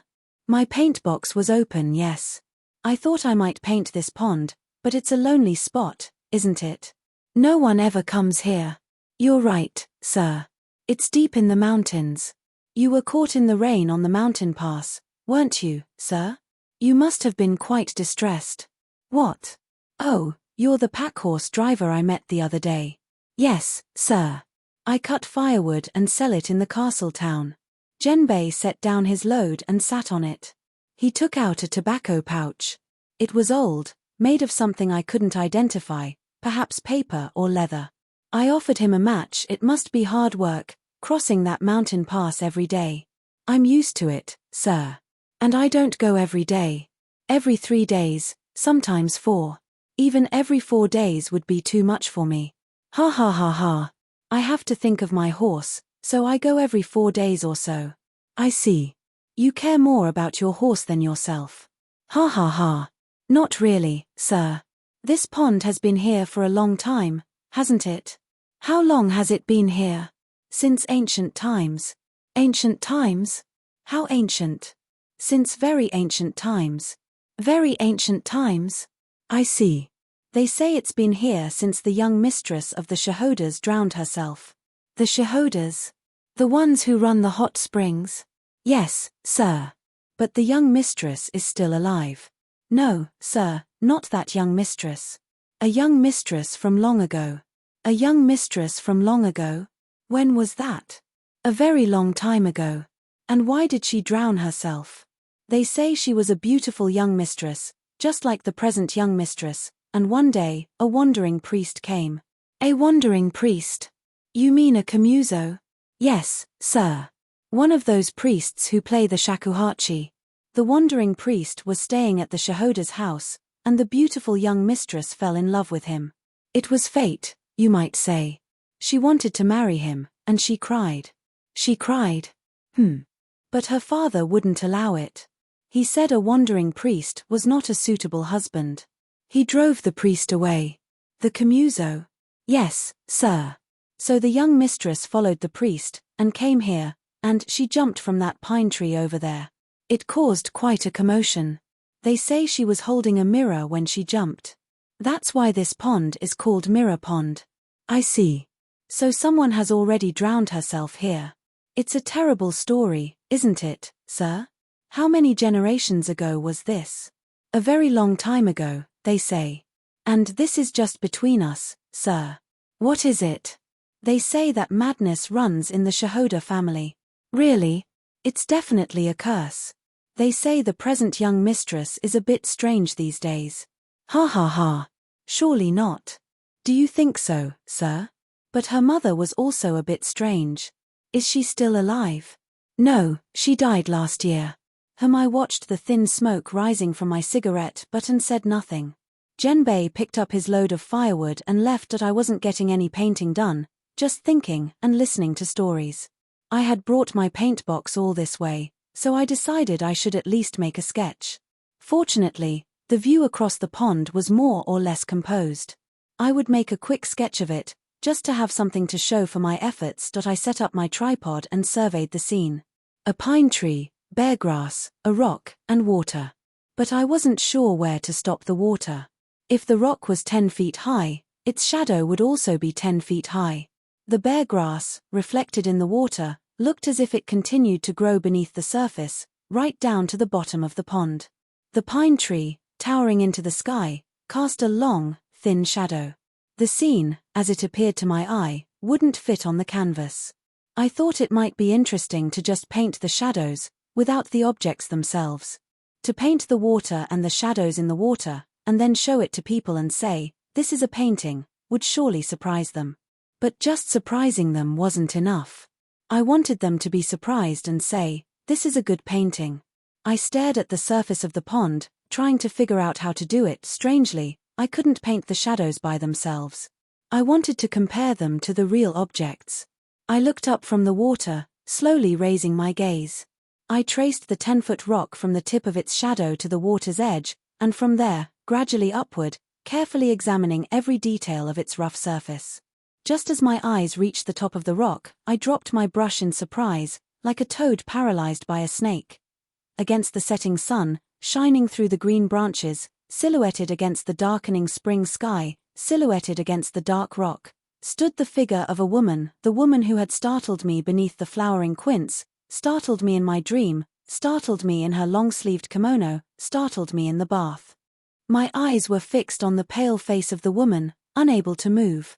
The woman, her supple body stretched taut, stood motionless on the high rock. For a moment, time stood still. I jumped to my feet. The woman turned swiftly. Something red, like a camellia blossom, flickered at her sash, and then she leaped down the other side of the rock. The setting sun grazed the treetops, faintly tinting the trunk of the pine tree. The bare grass looked even greener. I had been startled again. 11. Wandering aimlessly in the spring twilight. While climbing the stone steps of Kankaiji Temple, I came up with this verse. Looking up, I count the spring stars, 1, 2, 3. I had no particular reason to visit the priest. I didn't even feel like chatting with him. I had simply left the inn and wandered about aimlessly, until I found myself at the foot of the stone steps. I stood there for a while, stroking the stone inscribed with the words, "No meat or sake allowed within the temple gates," and then, suddenly feeling cheerful, I began to climb Dian Tristram Shandy. It is said that no book is more in accordance with God's will than this one. The author writes the first sentence himself, and then entrusts the rest to God, letting his pen move as it pleases. He has no idea what he's going to write. The writer is himself, but the writing is God's. Therefore, the author is not responsible. My walks are also of this kind, irresponsible walks. The only difference is that I don't rely on God. Stern, having relinquished his own responsibility, shifted it to God in heaven. I, having no such God, simply abandon it in the gutter. I don't climb the stone steps laboriously. If it becomes too much trouble, I simply turn back. I climb one step and then stop, feeling a sense of satisfaction. So I climb another step. And another. On the second step, I feel like composing a poem. I stand still and look at my shadow. It's interesting how it's divided into 3 sections by the angular stones. Because it's interesting, I climb another step. I look up at the sky. Tiny stars are twinkling in the hazy depths. Thinking it might make a good verse, I climb another step. And in this way, I finally reach the top. At the top of the stone steps, I remember something. Years ago, when I was visiting Kamakura, and was wandering around the so-called 5 mountains, it must have been at a sub-temple of Ingakuji Temple, I was climbing some stone steps just like these, when a monk in a yellow robe, with a shaved head, came out of the gate. I was going up, and he was coming down. As we passed each other, he asked in a sharp voice, "Where are you going?" "Just looking around the temple grounds," I replied, and stopped. The monk immediately said, "There's nothing to see here," and continued down the steps. I felt slightly put out by his curtness, and stood there on the steps, watching him as he descended. The monk, his shaved head bobbing up and down, finally disappeared among the cedar trees. He never once looked back. Zen monks are interesting, I thought. They're very efficient. I entered the temple gate and saw that the large kitchen and main hall were deserted. I felt a sense of profound satisfaction. It was refreshing to encounter such a straightforward person, someone who treated people in such a straightforward manner. It wasn't that I understood Zen. I still don't know the first thing about Zen. I simply liked the monk's demeanor. The world is full of tiresome, unpleasant people. Pushy, nosy, fussy, and self-important. Some of them are so obnoxious that I can't understand why they even bother to show their faces in public. And the most obnoxious ones are usually the biggest. They seem to think it's an honor to expose themselves to the world as much as possible. They spend 5 or 10 years snooping around, counting other people's farts, and then come up to you and say, "You farted this many times, and that many times." If they said it to your face, you might take it into consideration, but they say it behind your back. You farted this many times, and that many times. If you tell them to be quiet, they only talk more. If you tell them to stop, they only talk louder. Even if you say you understand, they keep saying, you farted this many times, and that many times. And they call this a philosophy of life. Everyone is entitled to their own philosophy. But I wish they would keep their philosophy to themselves. It's rude to impose your philosophy on others. If they say they can't have a philosophy without imposing it on others, then I'll make farting my philosophy. If everyone did that, Japan would be doomed. To walk on a beautiful spring night, without any particular philosophy, is truly noble. If inspiration strikes, let inspiration be your guide. If it doesn't, let the lack of inspiration be your guide. If you find a good verse, let that be your philosophy. If you don't, let the lack of a good verse be your philosophy. And don't bother anyone. That is the true philosophy. Counting farts is a philosophy of personal attack. Farting is a philosophy of self-defense. And climbing the stone steps of Kankaiji Temple is a philosophy of carefree wandering. Having obtained the verse, looking up, I count the spring stars, 1, 2, 3, I reached the top of the stone steps. The hazy spring sea shimmered like a sash in the distance. I entered the temple gate. I had lost interest in composing a poem, so I decided to abandon it. The path to the kitchen, paved with stones, was lined on the right with azalea bushes. Beyond the hedge was probably a cemetery. To the left was the main hall. Its tiled roof shimmered faintly in the moonlight. It looks as if 1,000 moons have fallen on the roof, I thought, looking up. I could hear the cooing of pigeons somewhere. They probably lived under the eaves. I thought I saw some white spots on the eaves. Perhaps pigeon droppings. A row of strange shadows lined the edge of the eaves, where the rain was dripping. They didn't look like trees, and of course they weren't weeds. They reminded me of the demons in Iwasa Matabe's painting, Nahanzu, only they weren't chanting the Nembutsu, they were dancing. They were lined up neatly along the eaves, from one end of the main hall to the other, and their shadows were also lined up neatly along the edge of the roof. Lured by the hazy moonlight, abandoning their bells, drums, and subscription lists, they had come to this mountain temple to dance. As I approached, I saw that they were large cacti. They were 7 or 8 feet tall, and looked like a row of pale green cucumbers, flattened like spatulas, stacked one on top of the other, with the handles pointing down. I couldn't tell how many spatulas there were. They seemed to be growing endlessly, and might even break through the eaves and reach the roof before the night was over. When a new spatula appeared, it must have sprouted suddenly, fully formed.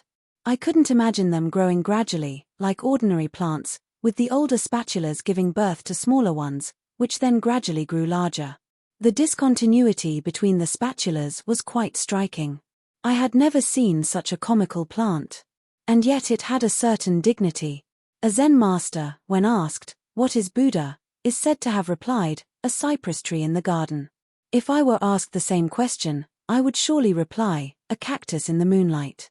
After walking the length of the stone-paved path, I turned left and entered the kitchen. A large magnolia tree stood in front of the kitchen. It was almost too big to hug, and its branches reached above the roof of the kitchen. Looking up, I saw branches above me, branches above the branches, and above the branches, the moon. Ordinarily, when branches are so densely intertwined, you can't see the sky through them. And if there are blossoms, it's even harder to see. But no matter how densely the magnolia branches are intertwined, there are always gaps between them. The magnolia tree doesn't have any of those thin, messy branches that clutter the view. Even the blossoms are distinct. Even from this distance, each blossom is clearly visible. I couldn't tell how many blossoms there were, or how far they extended. And yet each blossom remained distinct, and through the spaces between them, I could clearly see the pale blue sky. The color of the blossoms wasn't pure white. Pure white would be too cold. Pure white would be too deliberate, too eager to attract attention. The color of the magnolia blossoms was different. It was a soft, warm, pale yellow, as if deliberately avoiding pure white, modestly downplaying its own beauty. I stood on the stone-paved path, gazing up at these quiet blossoms, clustered together, reaching for the sky, and remained for a while in a daze. All I could see were blossoms. Not a single leaf. I wrote this verse. Magnolia blossoms filling the sky, I gaze upward. Somewhere, pigeons were cooing softly. I entered the kitchen. The door was open. Apparently there were no thieves in this country. There were no barking dogs. Excuse me, I said. Silence. Hello? I called out. The cooing of pigeons. Is anyone there? I shouted. Oh, a voice replied from somewhere in the distance. I had never received such a response when visiting someone's house. After a while, I heard footsteps in the corridor, and the shadow of a paper lantern appeared on the other side of a folding screen. A small, shaved head popped out. It was Rinnan. Is the priest here? I asked. Yes, he is. What do you want? Tell him the painter from Shihoda is here. A painter? Come in. Are you sure it's all right? It's fine. I took off my clogs and stepped inside. You're a rude painter, aren't you? Why? You should arrange your clogs neatly. Look. He pointed the lantern at a piece of paper, folded in 4, posted on a pillar, about 5 feet from the floor. See? It says, look beneath your feet. I see. I carefully arranged my clogs. The priest's room was around the corner from the kitchen, next to the main hall. Rinnan, sliding open the paper screen respectfully, bowing respectfully in the doorway, announced in a respectful voice, the painter from Shihoda is here. He seemed extremely apologetic. I found this rather amusing. All right, come in. I replaced Rinnan in the doorway. The room was quite small. There was a sunken hearth in the center, and a kettle was whistling on top of it. The priest was sitting at a desk, reading. Come in, he said, taking off his glasses and setting aside his book. Rinnan. Yes, sir. Bring a cushion. Yes, sir, Rinnan replied from somewhere in the distance. Welcome, the priest said. You must be bored. I was enjoying the moon, so I went for a walk. It is a beautiful moon, isn't it? He opened the sliding doors. There were 2 stepping stones and a pine tree in the small, flat garden. Beyond the garden was apparently a cliff, and the hazy spring sea stretched out below. I suddenly felt a sense of expansiveness. Fishing boats twinkled here and there, and in the distance, their lights seemed to merge with the stars. What a beautiful view, I said. It's a shame to keep the sliding doors closed. You're right. But I see it every night. It's a view worth seeing every night. I could stay up all night looking at it. Ha ha ha ha. Well, you're a painter. It's different for you. But anyone who appreciates beauty is a painter. You're right. I can even paint a Daruma doll. Look, that scroll hanging there was painted by my predecessor. It's quite good, don't you think? I looked at the small scroll hanging in the alcove. It was a painting of a Daruma doll. It wasn't a very good painting, but it had a certain naive charm. It didn't try to be anything it wasn't. It was a painting without pretense. The former priest must have been a simple, unassuming man. It's a charming painting, I said. That's all we aim for in our paintings. As long as it captures the spirit. I prefer it to a skillful painting that's vulgar. Ha ha ha ha. Well, thank you for the compliment. By the way, do painters have doctorates these days? There's no such thing as a doctorate in painting. Oh, is that so? I met someone recently who had a doctorate. Really? A doctorate is an important thing, isn't it? Yes, I suppose so. I would think painters would also have doctorates. Why don't they? Come to think of it, shouldn't priests also have doctorates? Ha ha ha ha. Perhaps. I can't recall his name. I have his business card somewhere. Where did you meet him? In Tokyo? No, here. I haven't been to Tokyo in 20 years. I hear they have these things called streetcars now. I'd like to ride one sometime. They're nothing special. Just noisy. Are they?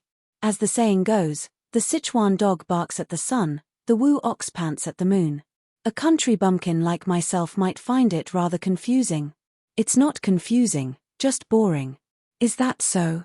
Steam was rising from the spout of the kettle. The priest took some teacups from the cupboard and poured us some tea. It's just coarse tea, he said. Not like the fine tea they serve at the Shihodas. It's fine, I said. You seem to wander about quite a bit. Is it for your painting? Yes. I always carry my painting supplies, but I don't have to paint. So you're just playing around. You could say that. I don't like being analyzed. Even the Zen priest didn't seem to understand what I meant. Analyzed? What do you mean? If you live in Tokyo for a long time, you get analyzed. How so? Ha ha ha ha. If it were just analysis, it wouldn't be so bad. They analyze your farts and tell you whether your anus is triangular or square. Is that some kind of health practice? Not health, detective work. Detective work? You mean the police? What good are the police? Do we really need them? I don't think painters need them. Nor do I. I've never had any dealings with the police. I can imagine. But it doesn't matter if the police analyze your farts, as long as you have nothing to hide. If you've done nothing wrong, the police can't touch you. It would be a shame to be arrested for farting. When I was a young acolyte, my predecessor used to say, "You haven't truly achieved enlightenment until you can stand naked in the middle of Nihonbashi and feel no shame." Perhaps you should try that. Then you wouldn't have to travel anymore. If I could become a painter and just paint, I could do that anytime. Then you should just become a painter. I can't be a true painter if I'm constantly being analyzed. Ha ha ha ha. Look, Onami-san, the young mistress at the inn where you're staying, she also came to me for guidance. She said she was troubled by various things after she returned from her marriage. But she's made great progress.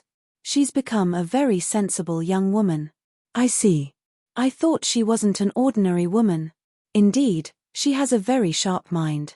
A young monk named Tyan, who was studying here, was driven to desperation by her, and is on his way to becoming enlightened. The shadow of the pine tree fell across the quiet garden. The distant sea shimmered faintly, as if reflecting the light of the sky, or perhaps not reflecting it at all. The lights of the fishing boats twinkled. Look at the shadow of the pine tree, the priest said. It's beautiful. Just beautiful? Yes. It's not only beautiful, but it doesn't mind the wind. I finished the rest of the tea in my cup, turned it upside down on the saucer, and stood up. I'll see you to the gate. Rinnan, our guest is leaving. As I was leaving the kitchen, the pigeons cooed. There's nothing more charming than pigeons, the priest said. When I clap my hands, they all come flying down. Shall I call them? The moon was even brighter now. The magnolia tree, serene and silent, lifted its blossoms like clouds to the sky. In the stillness of the spring night, the priest suddenly clapped his hands. The sound was lost in the wind, and not a single pigeon appeared. They're not coming down, he said. I thought they might. Rinnan looked at me and smiled. The priest seemed to think that pigeons could see at night. How carefree he was. I parted ways with them at the temple gate. Looking back, I saw a large round shadow and a small round shadow on the stone-paved path, receding toward the kitchen. 12. Oscar Wilde, I believe, claimed that Christ possessed the ultimate artistic temperament. I don't know about Christ, but the priest of Kankaiji Temple certainly qualifies. Not that he has good taste. Nor is he particularly fashionable. He proudly displays a clumsy painting of a Daruma doll that is barely worthy of being called a painting. He thinks painters have doctorates. He thinks pigeons can see at night. And yet, I maintain that he possesses the essential qualities of an artist. His mind is like a bottomless bag, completely transparent. Nothing stagnates. Everything moves freely, created and discarded at will, without leaving a trace of sediment. If he were to cling to a single taste, he could become one with it, and even while performing the most mundane of bodily functions, he would remain a true artist. I, on the other hand, as long as I am being analyzed, as long as detectives are counting my farts, can never be a true painter. I can stand before an easel. I can hold a palette knife. But I cannot be a painter. It is only here, in this remote mountain village, immersed in the fading colors of spring, that I can finally assume the attitude of a true artist. Once I enter this realm, the world of beauty belongs to me. Even if I do not paint a single stroke, I am a great artist. Even if my technique is inferior to Michelangelo's, even if my skill is not as refined as Raphael's, as an artist, as a human being, I am their equal. I haven't painted a single picture since I arrived at this hot springs resort. I feel as if I brought my paint box along simply for the pleasure of carrying it. People may laugh and say, "Is that a painter?" But I don't care. I am a true painter. A great painter. Those who attain this state of mind do not necessarily paint masterpieces. But those who paint masterpieces must necessarily attain this state of mind. These were my thoughts as I finished my breakfast and leisurely smoked a cigarette. The sun, having risen above the mist, was high in the sky. I opened the sliding doors and looked at the mountains behind the inn. The green trees, exceptionally clear, looked as if they had been washed clean. That I have always considered the relationship between air, objects, and colors to be one of the most interesting subjects of study. Do you use color as the basis for depicting air, or objects as the basis for depicting air? Or do you use air as the basis, and weave colors and objects into it? A painting can have many different moods, depending on the artist's state of mind. This is only natural, of course, but it is also true that the mood is influenced by time and place. English landscape paintings are never bright. Perhaps they dislike bright paintings, but even if they did, the English air wouldn't allow it. Goodall's paintings, for example, have a completely different color tone. And it's no wonder. He was an Englishman who never painted English landscapes. He chose subjects that did not exist in his native land. He painted only scenes from Egypt or Persia, where the air is much clearer than in England. Therefore, people are surprised when they see his paintings. They are so clear and bright that one can hardly believe they were painted by an Englishman. There's nothing one can do about personal preferences. But if you intend to paint Japanese landscapes, you must use Japanese colors and Japanese air. No matter how skilled a French painter may be, if you simply copy his colors, you won't be able to say, "This is a Japanese landscape." You must observe nature firsthand, study the clouds and mist, morning and night, until you find the right color, and then grab your tripod and rush out to paint it. Colors change in an instant. Once you miss the opportunity, you may never see that color again. The mountains I was now looking at were filled with a beautiful color that I rarely saw in this area. It would be a shame to miss it. I decided to make a quick sketch. As I opened the sliding doors and stepped out onto the veranda, I saw Onami-san leaning against the sliding doors of the second floor across the courtyard. Her chin was buried in her collar, and I could only see her profile. Just as I was about to greet her, she suddenly moved her right hand with a swift, lightning-fast motion, while keeping her left hand at her side. There was a click, and the flash of light disappeared. I saw a white-handled dagger in her left hand. Her figure immediately disappeared behind the sliding doors. I left the inn feeling as if I had just witnessed a scene from a kabuki play. Turning left outside the gate, I immediately began to climb the narrow path. Bush warblers were singing here and there. To my left, the land sloped gently down into a valley, where orange trees were planted. To my right were two small hills, also apparently covered with orange trees. I had been here once before, years ago. I couldn't remember how many years. It must have been in the cold month of December. I remember seeing the orange trees laden with fruit, and asking if I could buy a branch. The farmer said, "Take as many as you like. They're free." And he began to sing a strange song from up in the tree. I remember thinking, in Tokyo, you have to buy even orange peels at the pharmacy. At night, I heard the sound of gunshots. When I asked what it was, I was told that hunters were shooting ducks. At the time, I had never even heard of Onami-san. That if she were an actress, she would be a magnificent onagata. Ordinary actors put on a performance when they're on stage. But she performs constantly, even in her own home. And she doesn't even realize she's performing. She's a natural actress. Perhaps that's what's meant by aesthetic living. Thanks to her, I had made great progress in my artistic training. If I didn't view her actions as a performance, I wouldn't be able to stand it. It would be too disturbing. If I were to analyze her from the perspective of an ordinary novelist, using ordinary concepts like duty and human emotion, it would be too much for me. If a real relationship were to develop between us, my suffering would be unbearable. The purpose of my journey is to escape the mundane and become a true artist. Therefore, I must view everything I see as a painting. I must observe everything as if it were a scene from a no play, a kabuki play, or a poem. If I observe her in this way, I find that she is the most beautiful performer I have ever seen. Precisely because she isn't trying to perform, Her actions are even more beautiful than those of a professional actor. Don't misunderstand me. Don't say that I'm not fit to be a member of society. Good deeds are difficult to perform. Virtue is difficult to practice. Integrity is difficult to maintain.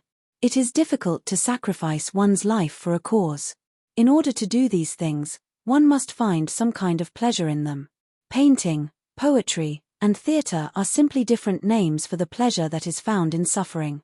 Once we understand this, our actions can become heroic, elegant, capable of overcoming all hardship. We forget the suffering of the body, we ignore material inconvenience, and we strive with all our might to satisfy our aesthetic sensibilities, even if it means sacrificing our lives. If we were to define art from a purely human perspective, we would say that it is the crystallization of the desire, hidden in the hearts of educated people, to avoid evil and embrace good, to reject crookedness and embrace straightness, to support the weak and defeat the strong, a desire so powerful that it cannot be resisted, a shining light that illuminates the world. Some people laugh at those who are theatrical. They laugh at those who make unnecessary sacrifices for the sake of their aesthetic ideals. They laugh at the folly of those who try to force their aesthetic sensibilities on others, instead of waiting for the opportunity to express their true nature. Those who truly understand the nature of art have a right to laugh. But it is unforgivable for those who have no artistic sensibility, those vulgar souls, to despise others simply because they are different. A young man once left a poem on a rock and then jumped from a 50-foot waterfall into the raging torrent below. In my view, he sacrificed his precious life for the sake of beauty. His death was truly heroic, even if the motive was difficult to understand. But those who are incapable of appreciating the heroism of his death, how can they laugh at his actions? Since they are incapable of experiencing the pathos of such a death, even under justifiable circumstances, they are inferior to him as human beings, and have no right to laugh. I am a painter. And because I am a painter, I am a specialist in aesthetics, and even in the human world, I am superior to the Philistines who surround me. I am in a position to educate them. Those who have no poetry, no painting, no art, are less capable of beautiful actions. In the human world, beautiful actions are good, righteous, and true. Those who perform good, righteous, and true actions are models for all citizens. Having detached myself from the human world, I have no need to return to it during this journey. If I were to do so, it would ruin everything. I must sift the coarse sand of the human world and gaze only at the beautiful gold that remains. I do not consider myself a member of society. I am a pure artist, a painter, and I wander freely across the canvas, detached from the tangled web of human affairs. The mountains, the water, other people, Onami-san's actions, I must observe them all objectively, as they are. After walking for about 3 cho, I saw a white-walled house in the distance. It must belong to someone who lives among the orange trees, I thought. The path soon forked. As I passed the white-walled house on my left and turned right, I looked back and saw a young woman in a red sash coming up the path. The hem of her kimono was tucked up, revealing her brown legs. Her straw sandals shuffled along the path. Cherry blossoms were falling on her head. She seemed to be carrying the shining sea on her back. At the top of the narrow path, I reached a level area at the edge of the mountain. To the north were the green peaks of spring, perhaps the same ones I had seen from the veranda this morning. To the south, a barren stretch of land, about half a cho wide, ended in a crumbling cliff. Below the cliff were the orange trees I had just passed, and beyond the village, the familiar blue sea. There were several paths, branching and rejoining, so it was difficult to tell which was the main one. They were all paths, and yet none of them were paths. Patches of dark red earth appeared and disappeared among the weeds, and it was interesting to try to figure out where they led. I wandered back and forth, looking for a good place to sit down. The scenery, which had seemed so paintable from the veranda, now seemed rather disorganized. The colors were changing. As I was wandering through the grass, I lost interest in painting. If I wasn't going to paint, it didn't matter where I sat today. Anywhere would do.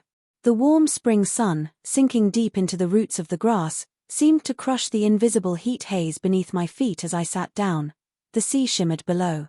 The spring sun, unobstructed by even a single cloud, shone brightly on the water, its warmth seemingly penetrating to the very bottom of the waves. The color of the sea was a single brushstroke of dark blue, flecked with tiny silver scales, shimmering and shifting. The spring sun illuminated the boundless sky, which illuminated the boundless sea, and between the sky and the sea, a tiny white sail, no bigger than my little fingernail, was visible. And the sail was completely motionless. It must have looked like that when the tribute ships from Korea sailed across the sea long ago. The rest of the world, illuminated by the sun, the sea illuminated by the sky, was vast and empty. I lay down. My hat slid down over my eyes, making me look like a reclining Buddha. Here and there, quince bushes, about a foot or two tall, grew among the weeds. My face landed right in front of one of them. The quince is an interesting flower. Its branches are stiff and unyielding. But they're not straight. Short, straight branches intersect at various angles, forming a dense, irregular shape. And from these branches, pale red or white blossoms bloom peacefully. There are even a few soft, delicate leaves. The quince, I would say, is a flower that is both foolish and enlightened. There are those who say they adhere to the clumsy style. Those people, in their next life, will surely be reborn as quince blossoms. I too would like to be reborn as a quince blossom. When I was a child, I cut a flowering quince branch, shaped it into a brush stand, and placed it on my desk. I stuck a cheap paintbrush in it, and enjoyed the way the white tip of the brush peeked out from among the blossoms and leaves. I was so fascinated by the quince brush stand that I went to bed thinking about it. The next morning, when I woke up and went to my desk, the blossoms had withered, the leaves had dried up, and only the white tip of the brush remained, as before. I was puzzled. Why had such a beautiful thing withered overnight? Now I realize that I was more enlightened then than I am now. The quince blossom before me was an old friend from 20 years ago. Staring at it, I gradually felt myself drifting off, and my poetic inspiration returned. I continued my thoughts as I lay there, writing down each verse in my sketchbook. After a while, I seemed to have finished. I read it over from the beginning. Leaving the house, many thoughts. The spring breeze blows against my clothes, fragrant grass grows in the cart tracks. An abandoned path enters the faint mist. I stop and gaze, all things are bathed in the clear light. I hear the bush warbler's melodious song. I see the falling petals swirling, walking through the vast fields. I write a poem on the ancient temple gate. Solitary sorrow reaches the high clouds. A lone goose returns to the vast sky. How profound my heart, boundless. I forget right and wrong. T30, I long to grow old. The beauty of spring still lingers, wandering freely. I become one with all things serenely. I face the fragrant blossoms. Yes, it's done, I thought. It's finally done. I've captured the feeling of lying here, gazing at the quince blossoms, forgetting the world. It didn't matter if the quince blossoms weren't there, or the sea wasn't there, as long as the feeling was there. As I was congratulating myself, I heard a human voice clearing its throat. I was startled. I turned over and saw a man emerging from the trees at the edge of the mountain. He was wearing a brown fedora. The hat was crumpled, and I could see his eyes beneath the brim. I couldn't tell what they looked like, but they seemed to be darting about nervously. His dark blue striped kimono was tucked up, revealing his bare legs and straw sandals. A patch had been sewn onto the knee of his light green leggings, and he was holding it in place with his hand. He looked like a bandit. The man, instead of going down the path, turned and went back the way he had come. I thought he had disappeared into the trees, but then he reappeared, walking back and forth. No one who was simply taking a walk would behave like that. And I couldn't imagine anyone who lived around here dressing like that. He would occasionally stop, tilt his head, or look around. He seemed to be deep in thought, or perhaps waiting for someone. I couldn't tell. I kept my eyes fixed on this suspicious-looking man. Not that I was afraid of him, or that I wanted to paint him. I simply couldn't take my eyes off him. As my eyes followed him back and forth, he suddenly stopped. And at the same moment, another figure appeared in my field of vision. The two figures, as if recognizing each other, began to approach each other. My field of vision narrowed, converging on a single point in the center of the field. The two figures, with the spring mountains behind them and the spring sea before them, stood facing each other. The man, of course, was the bandit-like figure. And the other? It was a woman. It was Nomasan. When I saw Nomasan, I immediately thought of the dagger she had been holding this morning. I wondered if she had it with her, and despite my non-emotionality, I felt a chill. The man and woman stood facing each other for a while, motionless. I couldn't see if their mouths were moving, but I couldn't hear any words. The man finally lowered his head. The woman turned toward the mountains. I couldn't see her face. A bush warbler was singing in the mountains. The woman seemed to be listening to it. After a while, the man abruptly raised his head and turned slightly as if to leave. He seemed agitated. The woman quickly turned toward the sea.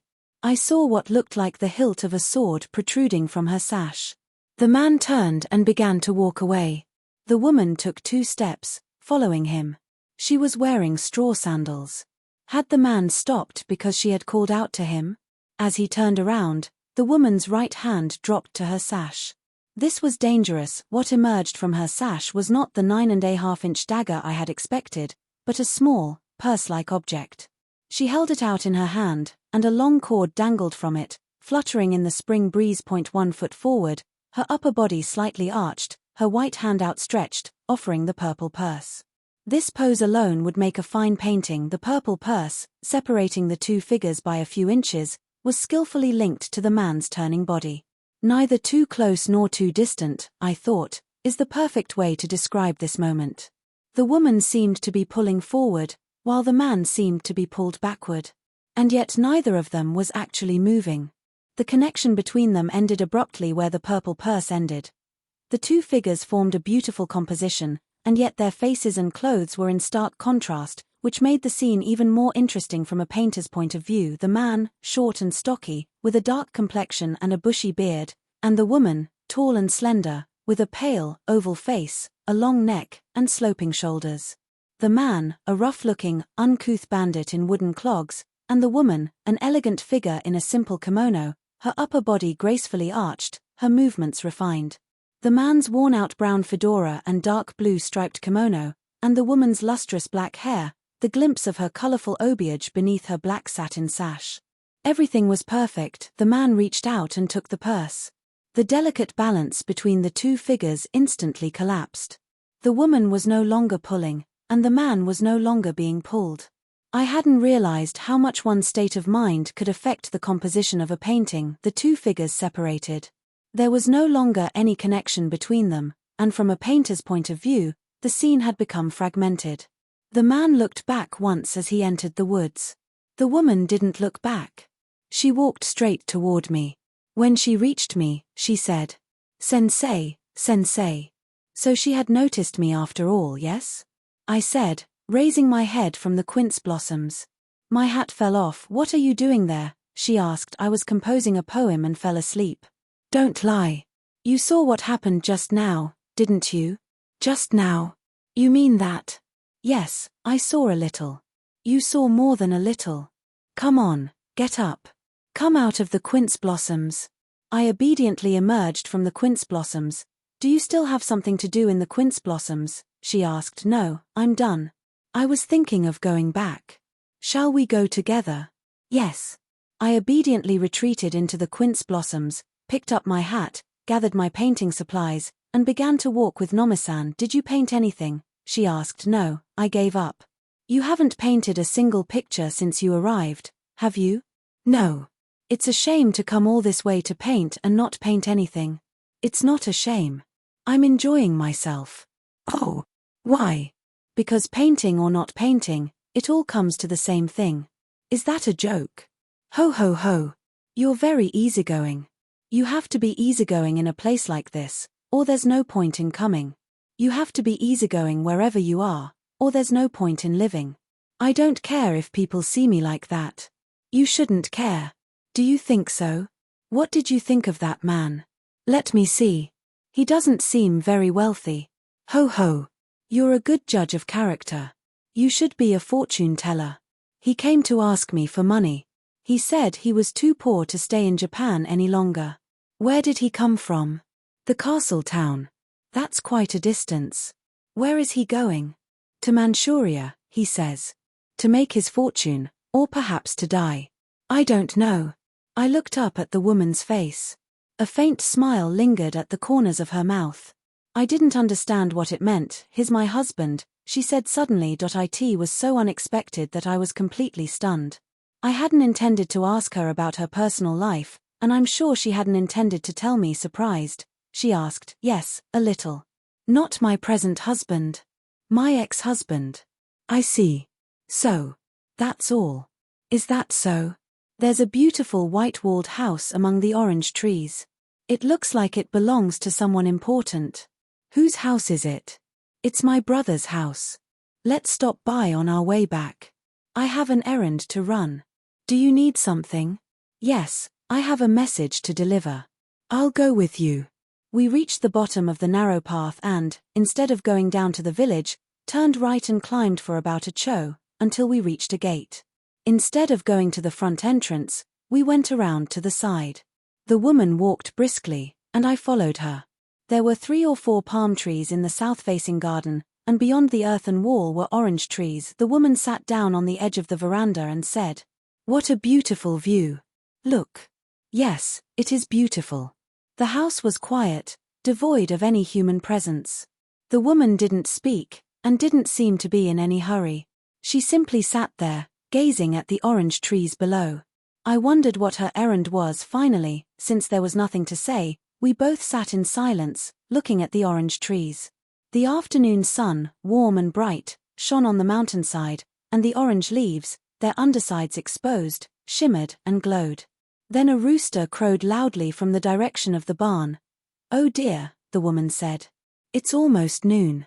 I forgot my errand. Kyuichi-san. Kyuichi-san." She stood up and slid open the sliding doors. The tenmat room was empty, except for a pair of hanging scrolls by a Kano school painter, decorating the alcove. "Kyuichi-san." A voice replied from the direction of the barn. Footsteps approached, the sliding doors opened, and a white-handled dagger rolled out onto the tatami mats. "Here's a farewell gift for your uncle," the woman said. I hadn't even seen her reach into her sash. The dagger rolled across the tatami mats and came to rest at Kyuichi's feet. The blade, slightly loose in its scabbard, flashed coldly. .13. "I am seeing Kyuichi off to Yoshida Station by boat. The other passengers are the old man, Nomi-san, Nomi-san's brother, Genbei, who is taking care of the luggage, and myself. I am simply an invited guest. Even if I'm just an invited guest, I'll go. I'll go even if I don't understand the reason. Non-emotional journeys don't require explanations." The boat is flat-bottomed, like a raft with a rim. The old man sat in the middle, Nomi-san and I sat in the stern, and Kyuichi and his brother sat in the bow. Genbei sat apart from us with the luggage. "Kyuichi-san," Nomi-san asked, "do you like war?" "I won't know until I get there. I'm sure there will be hardship, but there will also be enjoyable moments," Kyuichi replied, having no experience of war. "No matter how difficult it may be, it's for the sake of the country," the old man said. "Doesn't receiving a dagger make you want to go to war?" the woman asked. Kyuichi replied, "I suppose so." The old man laughed, his beard shaking. The brother remained expressionless. "Can you really go to war with such a casual attitude?" the woman asked, her pale face thrust toward Kyuichi. Kyuichi and his brother exchanged glances. "If Nomi-san were a soldier, she would be a formidable warrior," the brother said to his sister. It was the first time he had spoken, and he didn't sound as if he were joking. "Me? A soldier? If I were a soldier, I would be a general by now. Or dead. Kyuichi-san, you should die. It would be shameful to come back alive. Don't say such things. Come back safely. Dying is not the only way to serve your country. I intend to live for a few more years. We'll meet again." The old man's voice trailed off, and I could almost see the tears welling up in his eyes. But being a man, he held them back. Kyuichi looked away. Toward the shore. A large willow tree grew on the bank. A small boat was tied to it, and a man was fishing. As our boat glided past, the man looked up and his eyes met Kyuichi's. But there was no spark of recognition between them. The man was thinking only of fish. Kyuichi's mind was elsewhere. Our boat passed silently by the fishermen. Hundreds of people cross Nihonbashi every minute. If you were to stand on the bridge and listen to the anxieties and conflicts churning in their hearts, the world would seem too unbearable to live in. It is only because we encounter and part with strangers that we can live at all. Even those who volunteer to stand on Nihonbashi and wave streetcar flags. Fortunately, The fisherman didn't ask Kyuichi about his sad face. Looking back, I saw him peacefully watching his float. He would probably be watching it until the Russo-Japanese War was over. The river wasn't very wide. It was shallow and slow-moving. Leaning against the railing, I watched the water glide beneath the boat, wondering how far it would go, how long spring would last, how long it would be before the world became noisy and unbearable again. The young man, with the mark of blood on his forehead, was pulling us along, relentlessly. The rope of fate was pulling him toward the distant, dark, and terrifying north, and we, who were entangled with him by the causality of a certain day, a certain month, a certain year, were being pulled along with him. When the causality ended, the connection between him and us would be severed, and he would be pulled away by the hand of fate, whether he liked it or not. And we, whether we liked it or not, would be left behind.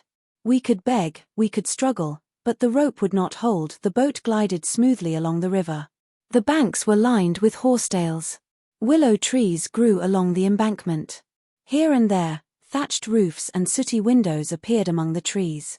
Occasionally a white duck would waddle down to the river, quacking, and swim out into the current. Between the willow trees, I saw flashes of white.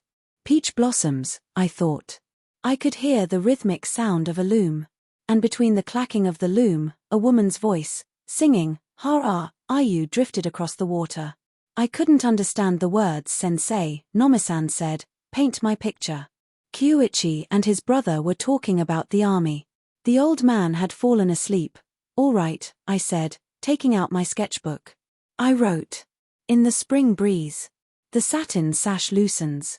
"What is its name?" The woman laughed and said. "That's not good enough. It's just a doodle. Paint a proper portrait, something that captures my essence."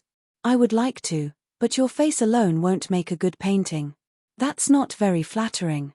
"What would make a good painting?" "I could paint you as you are, but something is missing.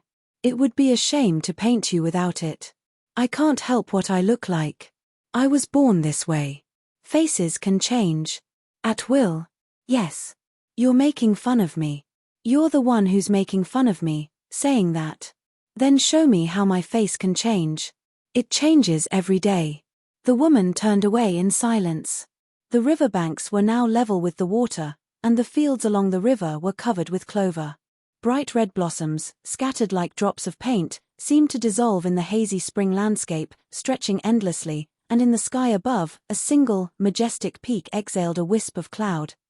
"You crossed that mountain, didn't you?" the woman said, pointing to the dreamy spring landscape. "Is Tengu Rock around there? See that dark purple area beneath the deep green? The shadowy part?" "Shadowy? Isn't it bare?" "No, it's a valley. If it were bare, it would be brown." "Is that so?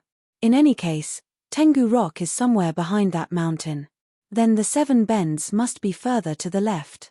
The 7 bends are on the other side of that mountain, further up." "I see. You're right. But I thought they were near those faint clouds." "Yes, they're in that direction." The old man, who had been dozing, suddenly woke up and looked around. "Are we there yet?" he asked. He stretched, his right elbow jutting out behind him, his left hand extended straight out, and yawned loudly. As he yawned, he made a gesture as if drawing a bow. The woman giggled. "It's a habit," he said. "You seem to like archery," I said with a laugh. "When I was younger, I could draw a 7.5 BU bow. I can still push quite well." He patted his left shoulder. In the bow, the war talk continued. The boat finally entered the town. I saw a sake shop with a sign that said, "Fish dishes." I saw an old-fashioned rope curtain. I saw a lumberyard. I even heard the sound of rickshaws. Swallows darted overhead. Ducks quacked. We left the boat and headed for the station. We had returned to the real world. The real world is where you see trains. The train is the ultimate symbol of 20th century civilization.